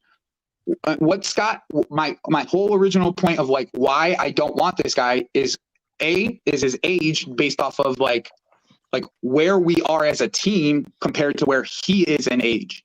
Like, we're like, he won't be growing with that team. We're gonna have to get rid of him at the end of a 3 or 4 year contract. Like with Victor, after 3 or 4 years, we're expecting him to still be at that prime level. And that's when we're like really thinking, okay, go for it. Go for the title. You know what I mean? Into a year or two. It's effective, you know what I'm saying? squad building. Like, if we get Toney and then in 2-3 years' time or whatever, we're then going to have to replace him. You're just wasting money at that point. All right, well, I know Danish has put it up in the chat a bunch of times that we're not. I agree with that, Sean. I agree with that, but we're not even going in for Toney because of his age. Like, that's just like what it is. Like, yeah, that got reported by Fabrizio a while back. Yeah. But yeah, with Tuchel, if it ain't United, it probably is a break. Because even though I think it's the easiest PR move to bring him back, I don't think they do it. Fairs, I understand. I actually understand the way things are gone. Oh my but God. I do think we'd be better defensively. Hey, the last time Arsenal won the league, Rico Lewis wasn't even born. Yeah, I was in reception the last time Arsenal won the league. That's wild. For anyone who doesn't know that, reception's when you're like, what, 4 years old? 4 years old? Reception is nursery, basically. It's like 1 to 6. What is Nah, reception? just I don't know after what you're nursery. talking about. What's reception? Reception is like nursery, bro. Kindergarten. Oh, okay. That was the last time Arsenal won the league. They ain't done shit ever since. Wait, Lewis, did you see that when you were at the ground yesterday, did you see the Arsenal guy? Yeah. Yeah, he walked right past us while we were doing fan cams. I put up on my Twitter. Why was he there? Was that there? Bro, he just wanted a bit of attention. I was just walking through the bridge and he thought he was a little bit. Bro, that could have been attention. That could have been suicide, man. No, I genuinely think he lives around the bridge and put on his Arsenal shirt and left to go somewhere. Nah, that guy lost a bet, bro. That guy lost a bet. Yeah, that's what it was. You He lost a bet. maybe.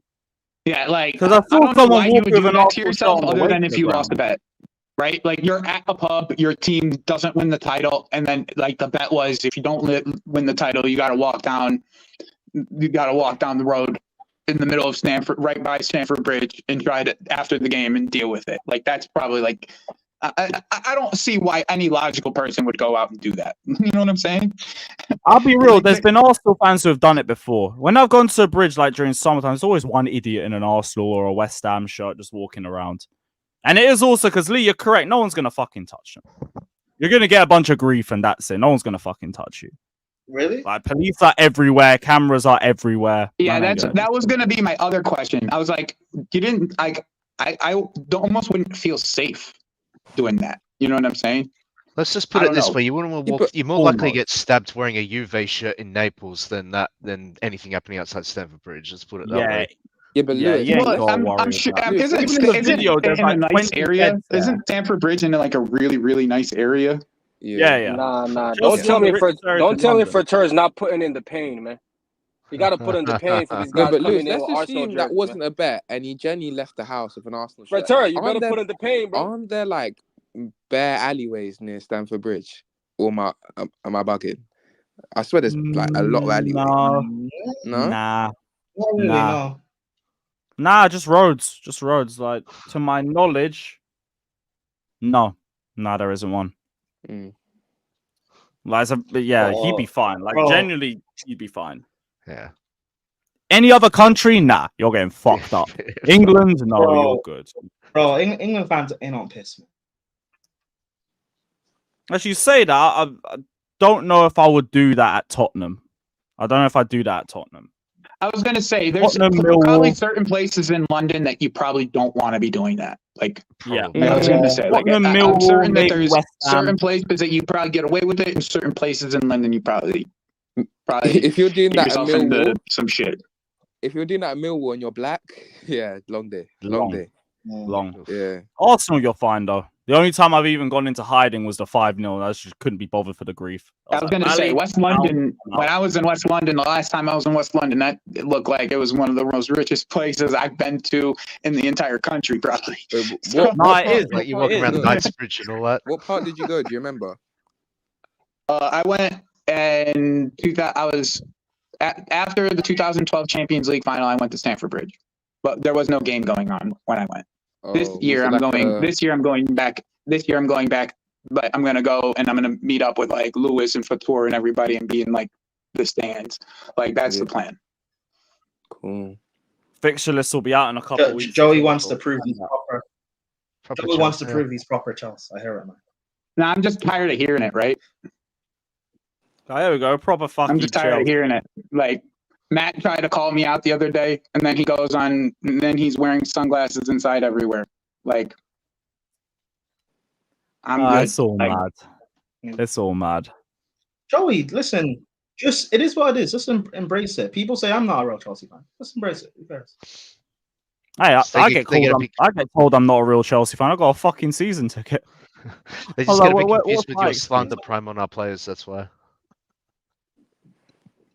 Yeah, And the more you say I'm not a real oh Chelsea yeah, I'm fan, gonna meet the Matt. more I'll make sure I'll meet Matt. Let's hope you guys pack things The up. thing is like Lewis. The thing is I've lost like interest in buying shit. So now I'm just like buying I'm like doing travel shit. You know what I'm saying? So like now it's like I might do more than one, especially if it goes well. Like and it's not like absolutely ridiculously expensive for me to go. Like I will probably go more than once next year. Like that's just knowing me. Once Like, I'll probably go like once in October, November time, and then I'll probably go once like sometime in March or May. Like that's where March or Yeah, April. Joey, Like, make sure that's- you're there in May for our Europa League final. Make sure you're there. Where is the Europa League final? That would be an interesting one. It's in where's Bilbao. next? It's in Bilbao. Bilbao. Oh, that's worth it. I will be That's there. actually worth it. That Yeah, that'll actually be worth nice. like a week. I think like, Ajax to are in do. Europa as well, so God willing, please. Look at this Lewis guy. What's with why Ajax? What's the hate with Ajax? Amsterdam away. Oh, No hate. Okay. Trust me, anything. You're just talking about the away day. I understand. Oh, so Lewis, you and Fatur going to Ajax for the scenery and the canals. Yeah. Yeah, the scenery in the canals. Yeah, that's what it is. That's why Fatur likes Amsterdam, the canals and the history and the. Bro, Maldini, I hear it, man. Everything was set for a perfect final for Chelsea this year, be it Europa or Champions League. And we had to be fucking scrubbed. Ireland, and then you got Wembley for the Champions League. The Europa is in Ireland this year.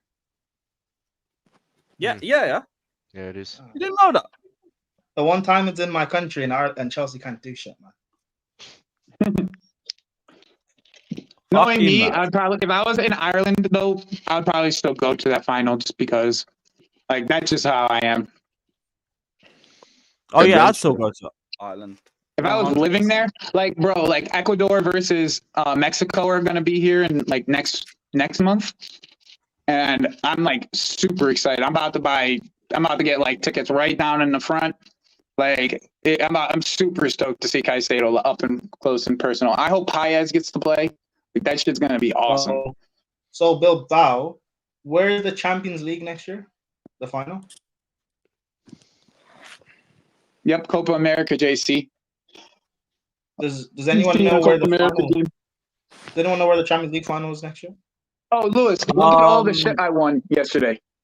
Look at this shit. This shirt, this Chelsea shirt. Oh, jeez. And then yeah, one of my mates got me that. This one. You got a Drogba. You won a Drogba shirt. What? Yeah, I won 5 shirts last night. What? How'd you do that? Look at that. It was a raffle That at is the sick. pub. You then got the all- Premier all League this badges stuff and right here. everything.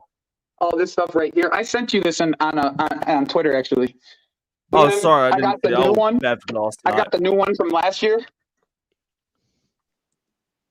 And then I got Which this one's one. I that? don't remember what this one's from though. That's the 18-19 third kit. Yeah. Last season's home kit as $60 well. on It's one of my raffles, and I got favorites. 5 kits. So Fucking hell, man. Yo, so you won that all in raffles? yeah, that was from me to going out to the pub yesterday. Damn, that's good work, man. Good work. That is sick. I love that shirt as well. I don't wear that enough. One of my mates Was the got that for Drogba me one for Christmas. or this one? No, this one. The one you're wearing. It's a nice little throwback. Mm-hmm. But yeah, that I think it's Drogba the shirt Paul Cannibal especially. collection, if I'm not mistaken. The Paul Cannibal collection is this one. Paul Cannibal collection. Yeah, he has like a bunch of like red, white, and blue gear on the Chelsea website. They had like a jumper that was really nice. That they sold out like almost instantaneously. Oh, fucking hell. That's mad. Oh, geez, here's to more raffle victories, God willing. God willing. But for today, we are going to have to wrap up because I do need to sort out 5 things we learned. I've completely forgot about that fucking video, so I need to get that one up. Big up to everybody just locked in, though. It's been an unbelievable stream. The season is finally over. Thank the Lord. Thank the Lord. Going to send everyone over to Sarcasm City TV. Big up to everybody that's locked in. Like, subscribe, and as always, potch out and up the charts. Watch out. Out the charts.